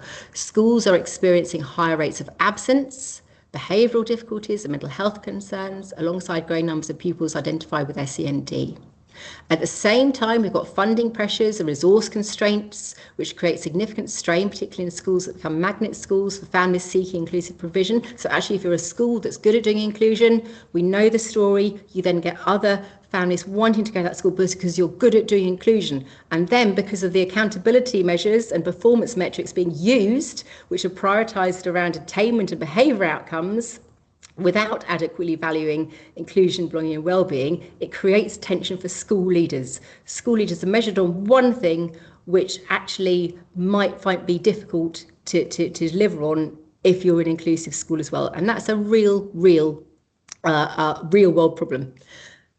There's also this inconsistent inclusion understanding. What do we mean by inclusion? What does inclusion look like? What do you actually have to do to be inclusive? Because we've had this SEND system which has been very much focused on individual child and individual child interventions, and that's what inclusion looks like. And I'm quite sure that we're getting to the point now where we're going, actually, no, that's not what inclusion looks like. It's something different. Okay, so what's our evidence base for what works? I mean, it's quite simple. This, I hate to say, it's not rocket science, but it's also good to see that when we're looking at what's coming in the SEND reforms, it is talking about these kind of things. So the first thing is the proactive and universal inclusion. Actually, inclusion starts with everyone. And it doesn't wait until you identify need. Actually, an inclusive environment is inclusive before you've identified need. And it's that we're going to actually understand every pupil's needs, and it's going to be a whole school culture thing. That there's going to be high quality teaching practice. It keeps being repeated again and again and again about high quality teaching practice, a graduated approach, that actually we're going to have an approach where we do something, see how it's gone, review it. But the graduated approach has been around for a long time. It's sat in the last the last code of practice, and it hasn't necessarily been successful in all cases. And I think that's because other systemic factors going on. And what we need is teacher autonomy and collaboration. We need to allow teachers to work together, and we need to allow teachers to be the professionals that they are, to do the job that they're trained to do.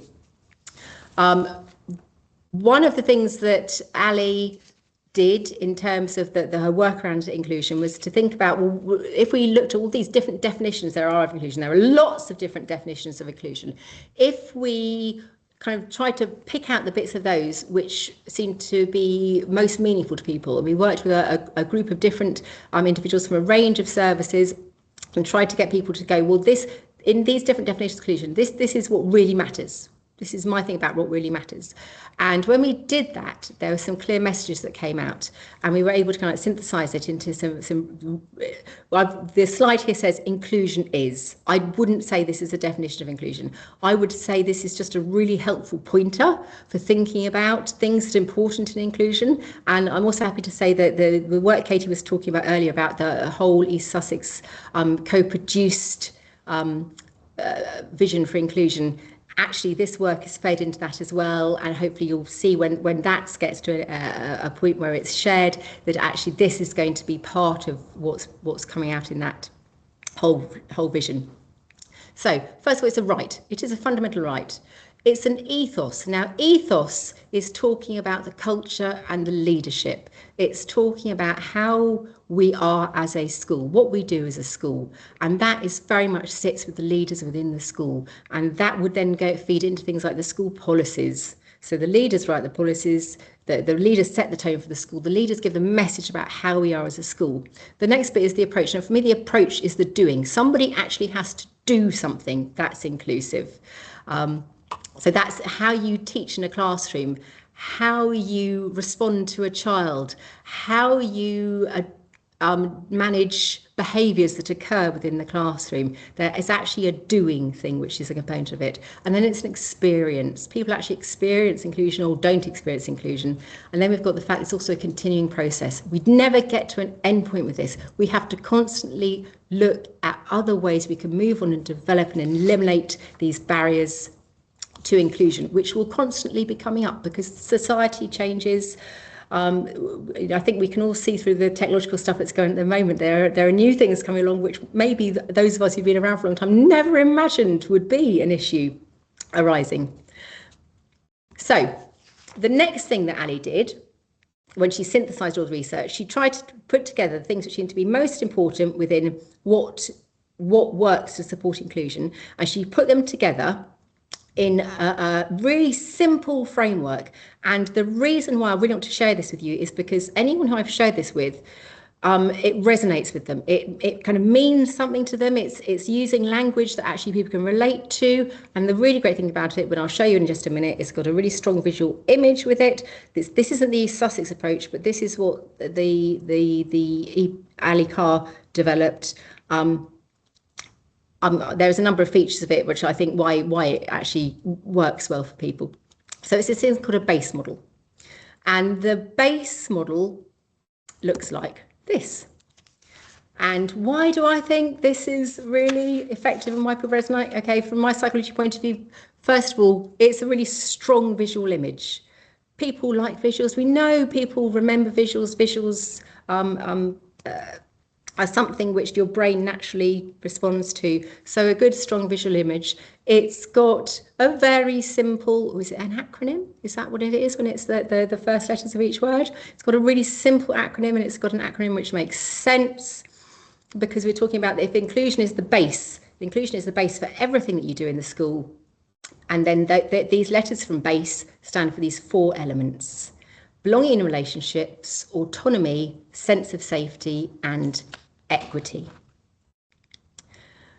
So I'm going to talk about each of these bits. So belonging in relationships. So when you read these are very much framed within the pupils, the children, the young people at the centre of it. But what I would like to say is that when we're talking about inclusion, inclusion isn't just about the pupils. It's not just about the pupils and the teachers.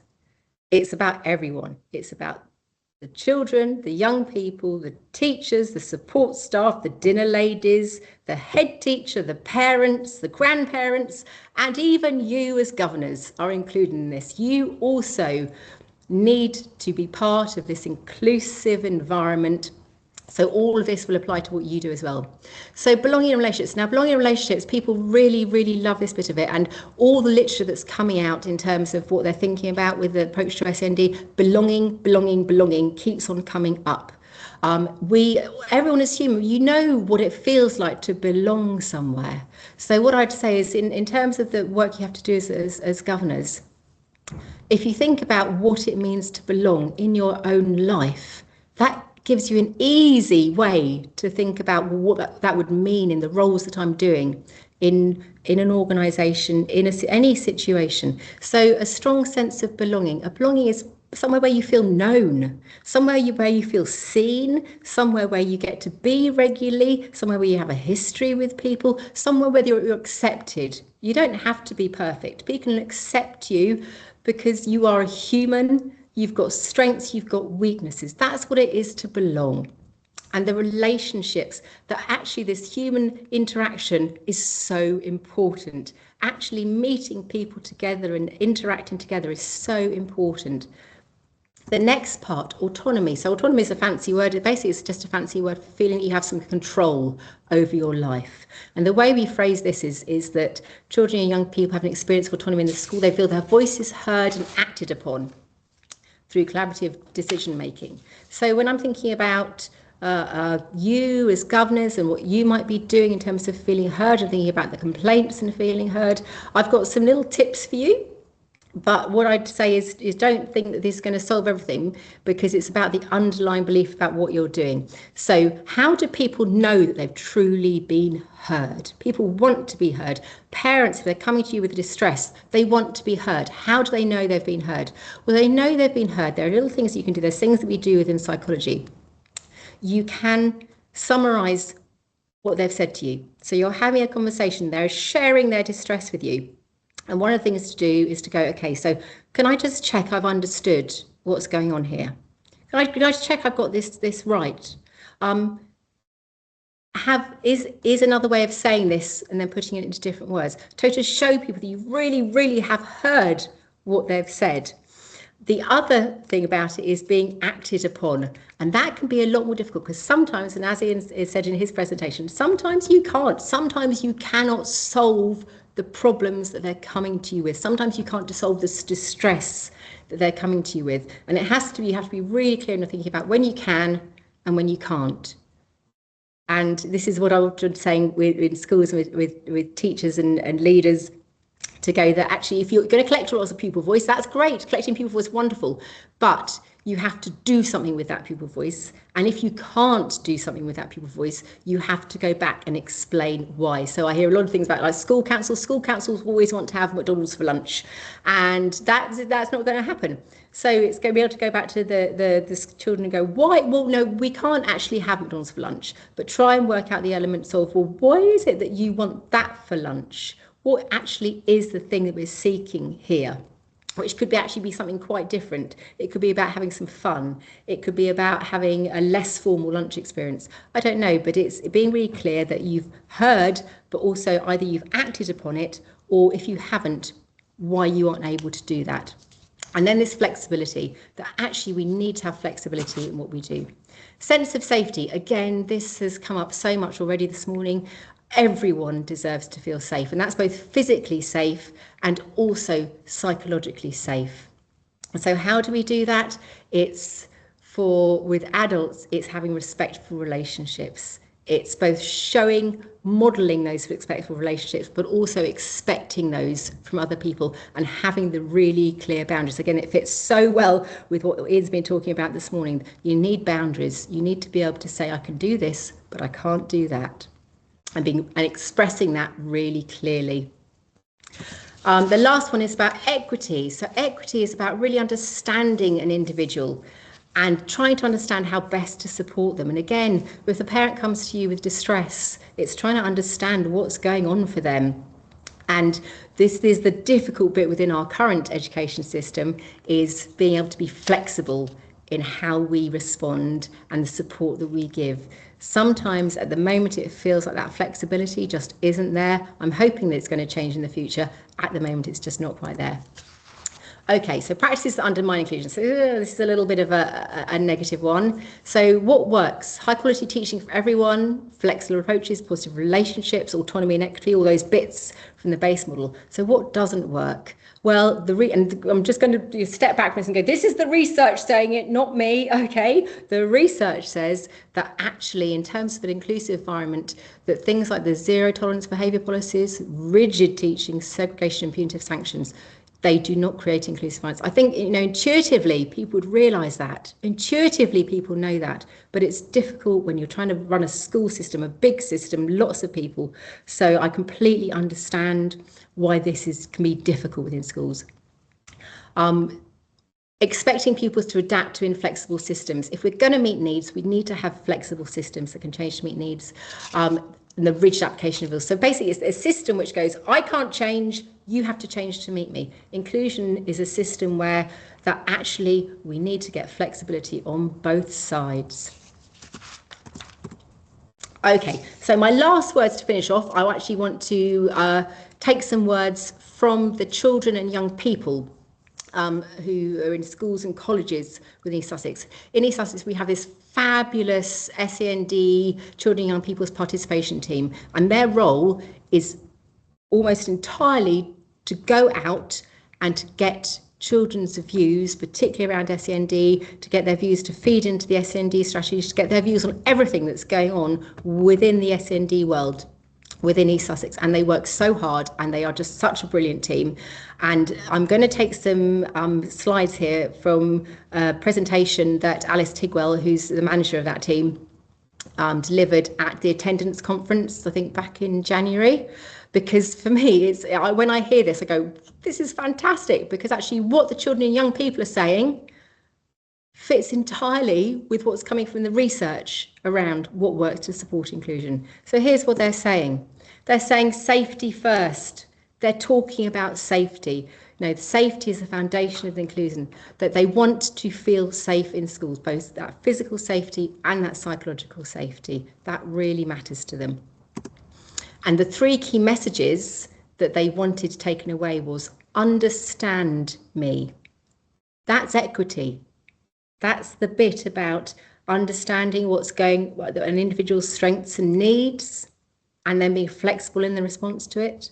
Help me feel like I belong. That's the belonging in relationships. Show me my voice matters. That's the autonomy part.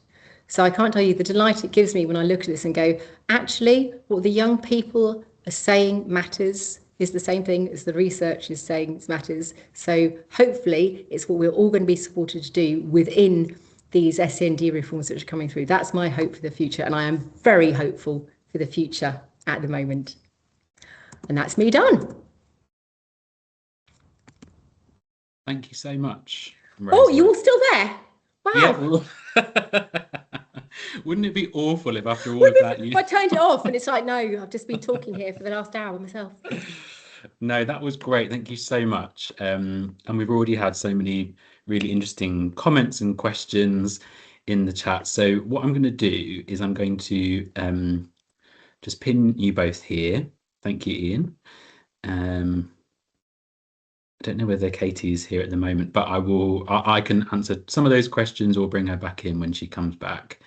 And I'm going to look through the questions. I'll try and start with some slightly easier ones. There are questions for both of you in here, but I think everyone would agree, we're not looking for final and definitive answers, just exploring what some of the options might be for some of these individual questions. And yeah, if you have any advice or tips, please do let us know. But let's see how we go. So, well, first of all, a very nice comment from someone saying how powerful and how effective both of you have been. So thank you both for that. It's already noted by governors. Let me start with one for you, Ian. So I will start with, could you possibly talk a little bit more about the altruistic complainant? Is there anything else about them that you think might be useful for people to know, that you didn't cover in those slides? Any examples that have occurred to you? Yeah, I think the managing the complainants is part of really what I was hoping to get across here. That's a really fair question, because what I didn't perhaps cover, which is what the school or the college has the control over, is if you have an altruistic complainant who has put themselves forward, a very noble thing to do, and they're well intentioned and they seek a resolution, they want to work with you. Aside from trying to manage them off social media, one of the key things you can do with an altruistic complainant is identify somebody within the school staff, and the school member of staff might not thank me for saying this, but who becomes the single point of contact for the altruistic complainant. And then you have just two people dialoguing between a group of people, the parents and the carers, and a group of people, maybe the wider school staff, if that's what is needed to help. And the same thing applies with the difficult or awkward complainants. A single point of contact, a named member of staff whose email address is the only one that we will tolerate you using. So for either a type, a typology of awkwardness or altruism, I think actually if you've got a member of staff who could field those questions and be that person who managed the dialogue, it not only keeps it simple in terms of the exchange of communication, but if you get a subject access request, which is quite a popular thing to do nowadays, it does narrow down where you've got to go looking for that dialogue and that exchange of information, rather than having to go to every member of staff. It narrows it down, it just makes it easier further downstream. I didn't cover that point about a single point of contact, and that would be something I'd recommend if that helps. That's great. Thank you, Ian. That's really helpful. Rosie, one for you. I might be able to guess what you'd say, but we'll see. What is your take on the idea of inclusion rooms? We get a lot of that in schools, don't we? Specific spaces that have been labelled inclusive. How do you feel about that? I think it depends how they're used. I think they can be used really well.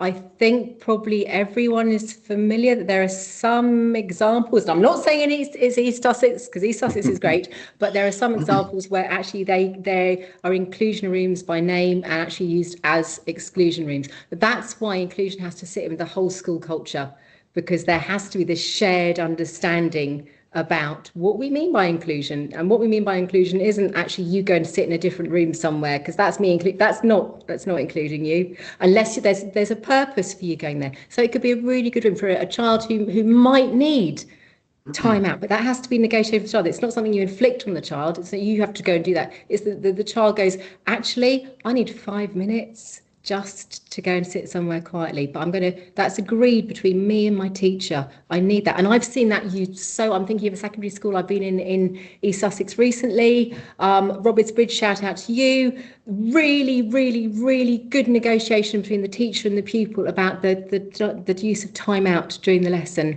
Absolutely superb practice. But so it is about the whole school culture and ethos, about what this room's for, what's it going to do, what do we think? Do we think if we send this child there, something's going to happen there, they're going to get fixed and they're going to come back to your classroom and be fine? Well, that's a silly idea. So actually that there has to be a purpose for them going there, which can absolutely, it might be for a particular intervention to build a particular skill. There's going to be an endpoint for that intervention. But that's about the whole school, that's about the leadership, that's about the whole school culture and ethos. What does this actually mean? How do we use it? What's the purpose of it? Great, thank you. That's brilliant. Ian again. I think, as you said, we don't want to linger too long on the type 6s because they are more unusual, but it's really important, and I would say in East Sussex, Governor Services have seen some people who might potentially be categorised in that way, slightly similar to some of your experiences. You did touch on this a bit, but maybe is there anything else, any other pointers of at a really early stage that you might be able to tell that somebody is sort of heading in that direction? Any sort of signs or signals that you think if we jumped on that earlier, potentially we could have, diverted the course? I'm not sure that there necessarily will be. There's a chance. I don't want to stereotype. There is a good chance that some of the parents or carers that might be towards a type 6 will probably already be known to the school, presented previously with behaviours that might be a little aggressive or a bit unusual or demanding, the sort of things that Rosie was talking about in terms of their behaviour is telling you something. There's something going on. So I think there will be warning signs. I think it will be, in some cases, what often happens is you get embroiled with the type 6 early stages, and then suddenly it dawns on you that you're dealing with somebody who's really not well here, and it's not about the complaint, and you wish you'd known that beforehand. I guess that's partly why I'm here today, is to try and give colleagues an early warning of what you might be heading in towards. But I'll give you an example of a genuine example of a type 6 complainant who had come to notice of a school with bizarre behaviour, and that happened on a home visit. So there were two children in the family in question. The older one was already at the school, and there were concerns around some of the sort of more erratic behaviour of dad in this case. Nothing that was being disclosed by the child. There weren't many disclosures being made to staff, but there were just those niggles that something may be a little bit unusual at home. And it came to the time of year when it was home visit for the second child before coming into year R in the September. So home visit was carried out by the year R teacher and the head teacher, and they made the appointment to go and visit ahead of the little one coming into school. And when they went to the house, they were shepherded away from where they thought they would go, which would be into the lounge to see the child in its natural environment at home and see how it was interacting with mum and dad, and shepherded into the kitchen, which was not an ideal place for this home visit to take place. But nonetheless, that was you're in someone else's home, so you have to respect that. As they were leaving, one of the two members of staff, I forget whichever it was, managed to just get a glimpse in through the doorway into the lounge and saw what they believed to be the walls of the lounge, rather than being wallpaper decorated, they were lined with aluminium foil. So they stopped and asked, in this case, mum, but it seems a bit odd, you've got a very shiny, your room's very reflective for a reason. And mum then went on to disclose, not on the day, but later on, that dad was going through an episode where he believed that GCHQ in Cheltenham were listening to his thoughts. So he lined the lounge with foil and the ceiling and all the walls, and that's where he spent his time, because that way GCHQ couldn't listen to his thoughts. And subsequently after that, he did then become more erratic in his behaviour, and there was a complaint made at the school, which they managed to deal with in the context of the way that dad's behaviour had deteriorated. It was about getting him help rather than dealing with the complaint. So unusual example, perhaps, and not one that will be repeated, but I don't think you'll find a type 6 presenting for the first time and everybody saying, my goodness me, we had no idea who this was, who is this person that's just emerged. And I think what you will find with type 6 is because they really enjoy the written element of their complaint, that you will get a heads up because you'll receive the email first with the erratic language and the sort of the text font size being different. So you'll get an early warning that you're heading towards type 6. But of course, if you haven't had that experience before, how could you possibly know? So that's the value of trying to share that learning today, if that helps. They won't be complete strangers, I don't think, to you. No, that's great. That's really helpful. Thank you, Ian. Okay, so one that I'm going to sort of answer a little bit of, and then I might pass over to Rosie just for some thoughts or anything that occurs to you, Rosie, is we've got a governor sort of asking about the local SEND reforms and the impact that might have on schools in terms of, is that going to sort of be a cover for cutting costs potentially? Is that, is that going to potentially dilute some of the work that schools have already been doing in this area? And what I wish I could tell you is that we knew for sure, but the local SEND reforms are they have been published in some regards, but there's key guidance. I'm telling you this now. I was at a meeting yesterday where the DfE still haven't actually finished publishing all of the guidance around what the reforms mean, especially the one that you referred to, Rosie, about experts at hand. As in, what do we mean by expert? That is a big title. That's potentially a heavy weight. So yeah, so that's just some information for all of you now, is that we're still working on that, and your school leaders will probably be really engaged with looking at how those reforms are coming out. So in your own context, I would recommend you talk in your governing board meetings and directly to your school leaders about what they think about the reforms, how they think it might impact them, or what the positive outcomes for them might be. But one thing I can definitely say is that in the planning, schools are going to be required to produce a sort of inclusion plan yearly. I think for next academic year, it needs to have been done by December. And lots of schools will already have a version of that, and there's going to be more information coming out about what their inclusion plan is. But for governors, that's going to be a really key document, because that is going to capture quite a lot, I think, of the elements that you were talking about, Rosie, about sort of what we really mean by inclusion. What evidence have we drawn from in our context and our setting? How have we built the foundation here before we can start monitoring? So that's just worth noting for everybody. But when you're walking around a school, Rosie, and you're on a visit, I know you have certain things you're looking for. But if you were a governor walking around, apart from maybe pupil voice and staff voice, which is obviously really key, what other types of things might you look for in terms of inclusion?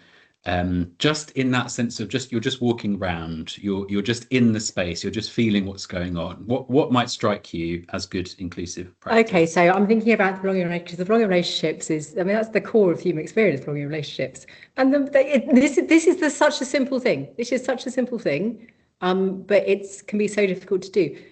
Of course, this is going to sound ridiculous. I say just being nice to each other. Okay, so that can be shown by just a warm greeting. Okay, when a child walks into the room, does the adult go, "Hi, good to see you. Really glad you're here in my classroom today"? It's so simple, but for the human experience, it makes all the difference. Just somebody knowing you and reacting to you in a way that goes, "I like you. I'm glad you're here." Okay, so it's like, because this for me is the core of the inclusion changes that need to be made, is to move away from going, oh, inclusion is about this child going and doing an hour of speech language therapy a week. Inclusion is about children being included in their everyday spaces in a way that actually makes them enabled to be successful as a human. And coming back to the other point about, do I think it's a dilution? The dilution of the funding or reduction, I think it's quite the opposite. I think the government being quite clear that it's quite the opposite, and it's actually what they're seeking to do is to reset where the funding is going. I hope I don't know. This is publicly available stuff. I'm not going to get fired for this. At the moment, and this isn't East Sussex, this is nationally, there is a massive increase in the money being spent on independent special school placements. And for me, the shocking thing is that a lot of those independent special school placements are profit-making organisations. So they are for-profit organisations making money from the SEND system. And I want that money to come back into our mainstream schools. That's where that money should be. It shouldn't be making anyone rich. It should be being used to support all our children in all our schools.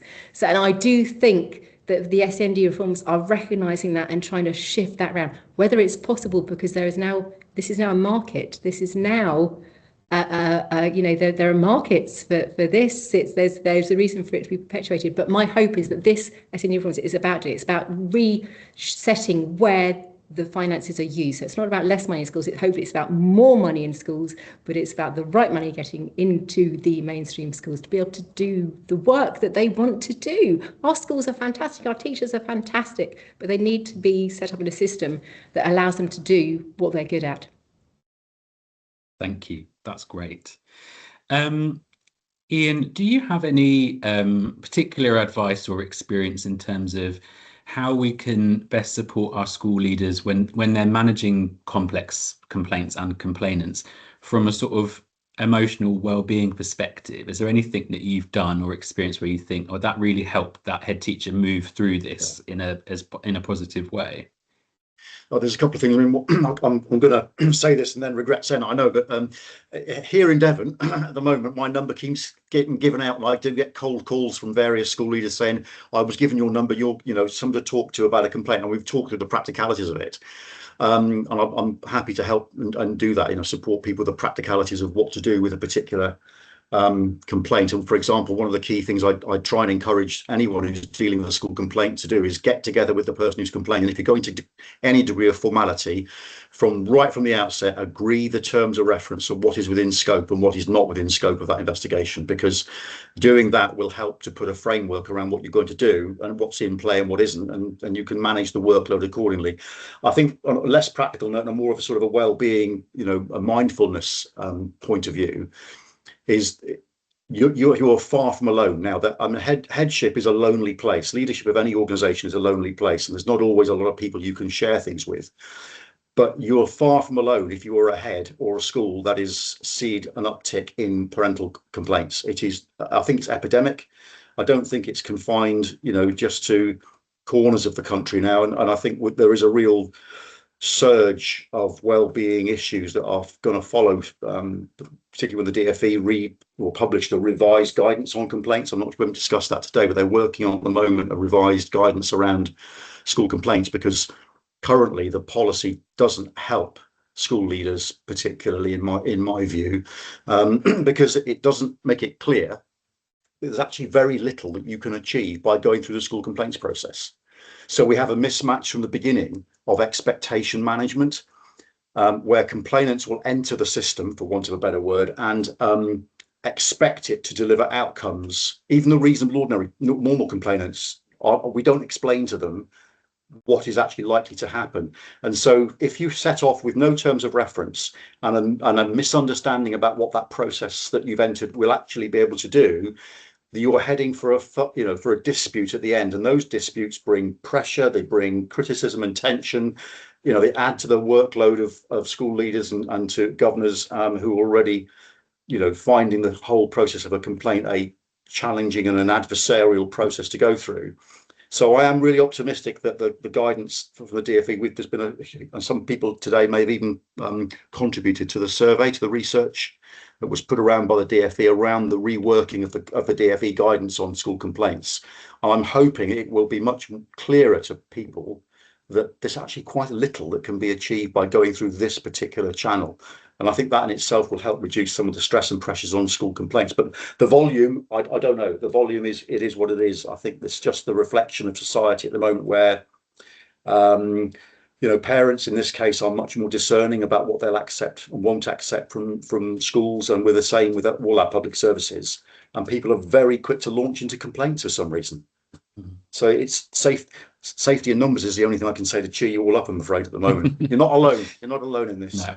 But that can be really helpful to know, because as you say, sometimes complainants can make schoolers feel even lonelier by deliberately pushing them, sending them those late night emails, kind of standing at the gate and giving them a glare and stuff. Occasionally that can sort of be deliberately exacerbated. So it's useful to know that people are together in this.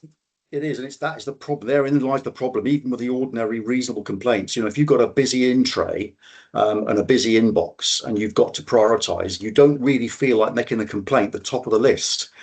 But perversely, by making the complaint the top of the list and dealing with it as best you can, as soon as it's you become aware of it, you stand the much greater chance of it not becoming a bigger problem downstream. So it is that trying to sell the concept of doing the worst thing in your inbox first, because there's so many more things now which are much more pleasant to do, I'm sure. But otherwise it just snowballs, doesn't it? We're trying to keep them out of the system if we can. Yeah, absolutely. Thank you. Okay, I'm just going to do 2 more questions, and I apologise to all the governors and contributors because you've put many more questions in the chat.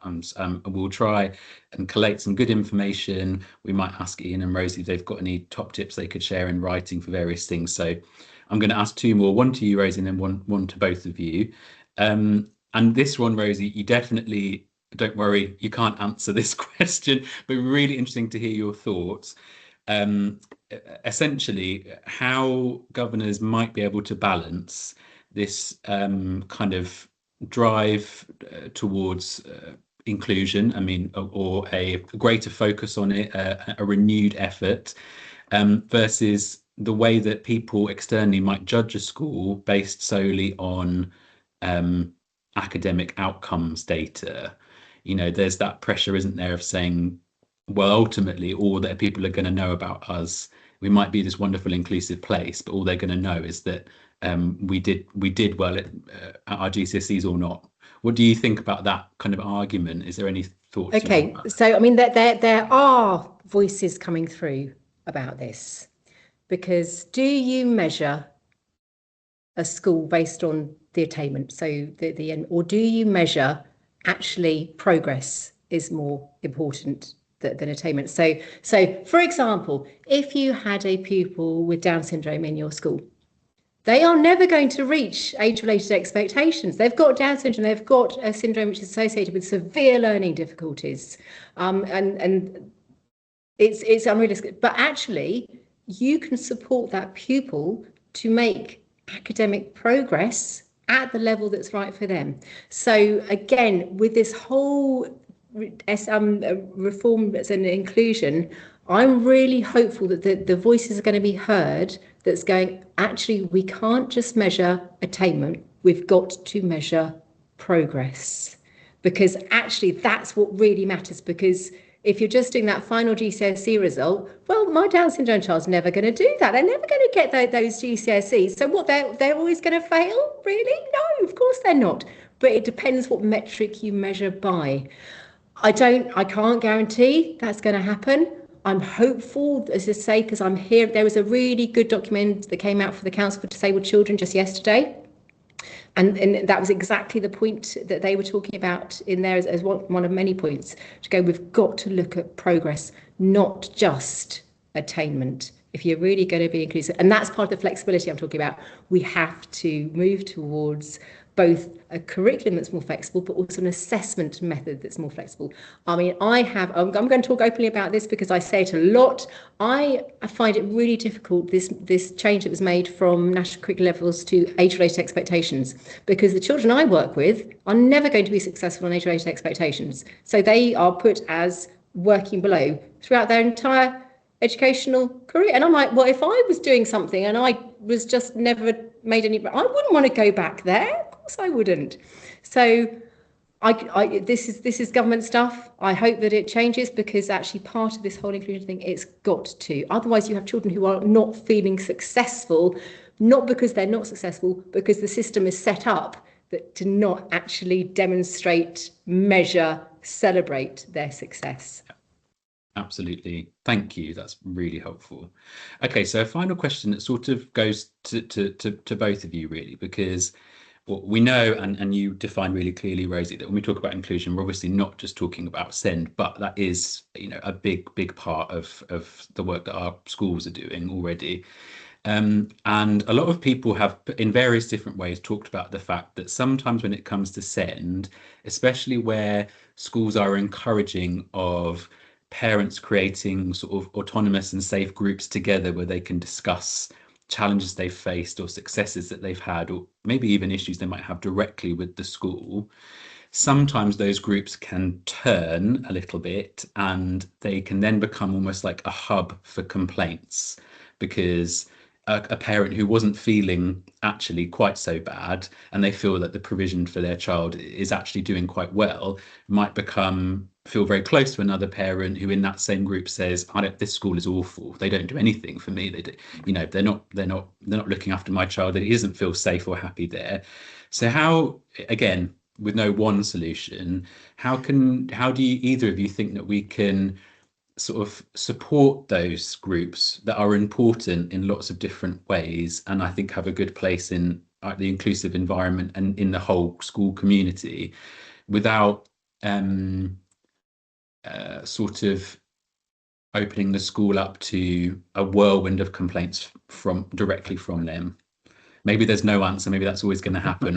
Ian, what do you think? I think you're right. I mean, certainly my experience in Devon is that there's a glut of complaints made against the school about SEND provision or the lack thereof, or access to HCPs in a timely fashion. when you stop and unpick that, and it's easy for all of us that are in the system, we all know that that's not necessarily, or even entirely, that's at all the school's fault. It is down to the funding and you know, and the local authority's ability to respond in a timely way to requests for assessments and so on, and other agencies as well. And so I think what I've seen with SEND complaints, I'll get a head teacher will perhaps call through our helpline that Devon Governance Services run, and then they'll refer them on to me, typically for an external independent, you know, third opinion that they want on it. And often I see a letter that's come in. Again, this is where we're seeing AI causing additional work for heads and governors. A letter will come in where the parent genuinely has an issue with frustration about not being able to access the SEND support they need for their child, or they believe they need for their child, and they're waiting for an assessment for that. But often that letter doesn't stop there. It will often then go on to talk about other grievances that are surrounding that, access to educational psychologists, or no response has been coming from County Hall. I've emailed them twice and asked them, when am I going to get my appointment? And by the way, now I'm upset. I'm going to put in a subject access request, and also apply for some documents that I want you to redact under data protection. And you look at it as a governor or a head teacher, it's come into your school, and immediately 75% of that complaint may not even be about anything that's within your control. And so the point where you can win back is the early response to the parent, be again explanations to what, manage expectations as to what is within the school's ability to deal with through the complaints process. And it's that terms of reference again. And then in a case like that, what I advise is you get set out a quick matrix. What's the issue in summary? Whose responsibility is it to deal with it? What am I going to do with it? And often that very long letter of complaint that can overwhelm you, only a fraction is actually within the school's responsibility. And I've got no shame in saying that we should signpost parents who've got a complaint about the school to another agency and their complaints process if it's not within the gift of the school to fix it. Because if you take that on and the parent leaves school that day thinking, well, the school's listened to me, their expectations aren't going to be met, because you can write a letter to the local authority and you'd be in the same boat as they're in. You don't get a reply. So having been really clear with the parents, certainly around SEND, because the complaints I tend to see are wider than just the provision. They bring in other agencies. And as we've talked about earlier on, it's not for the school to be drawn into other agencies' shortcomings. We need to signpost people away from that and manage their expectations. But that's a very pessimistic, practical point of view. I'm sure Rosie's got something more optimistic that she can share with us as well about how we support those families. I mean, I'd say, it depends whether, absolutely, these parents getting together with shared similar needs, and it's whether that's the thing that happens. You can't control what other people get together and what they talk about. They think about, we can control stuff, we can't control everything. Yeah, but actually, if that is something done formally within school, that actually, if we set up schools where they go, actually, we're going to work collaboratively with parents, we're going to bring parents, we're going to say, parents, we want you, if your child's got neurodivergence, actually, we want you to all to come together and meet in our school, then actually schools can be involved in that well, and schools can help guide the values of that group. And I think it's like values-based thinking, to go, what's important to our group? So our group is about things being better. And that's what we're working towards. And it also strikes me to think that example you gave there, John, that also seems to me that's very much around that altruistic complainant that Ian was talking about. That's the parent who's going, well, everything's fine for me, but it's my friend over here that things aren't there for. And because I'm such a good person, I'm going to sort it out for them. And again, this is human behaviour, and we don't know why that person is that way and why they feel that that's what they need to do in life.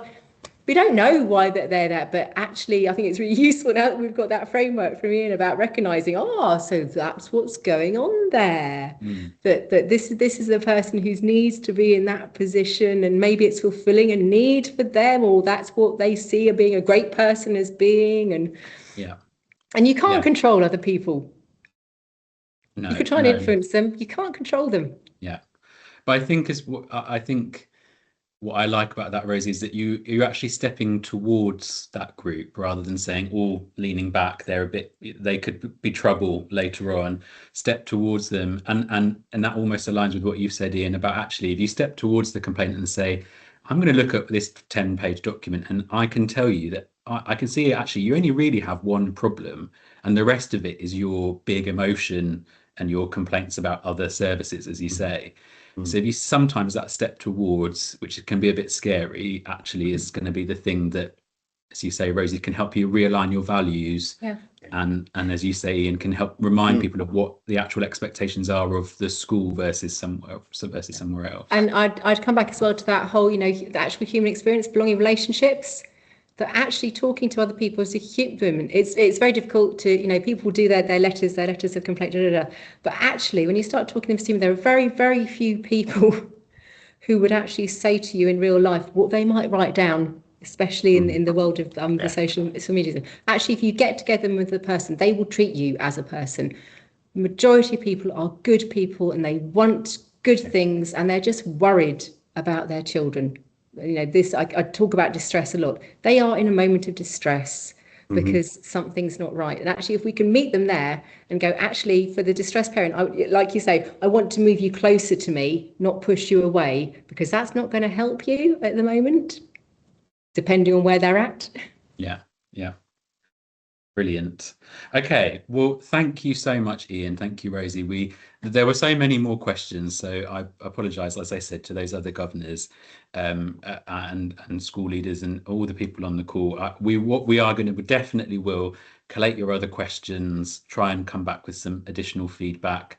The presentations will definitely be available to people so that you can go back and review, and if you've got other people on your boards or in your schools you think would be useful to see them, I always recommend you take them to a meeting and say, actually, I don't want to talk for 10 minutes about the whatever we're going to serve for tea. I would like to use 10 minutes of our governing board meeting to look at this presentation that I went through, and that will be really powerful for the rest of your board if they couldn't come.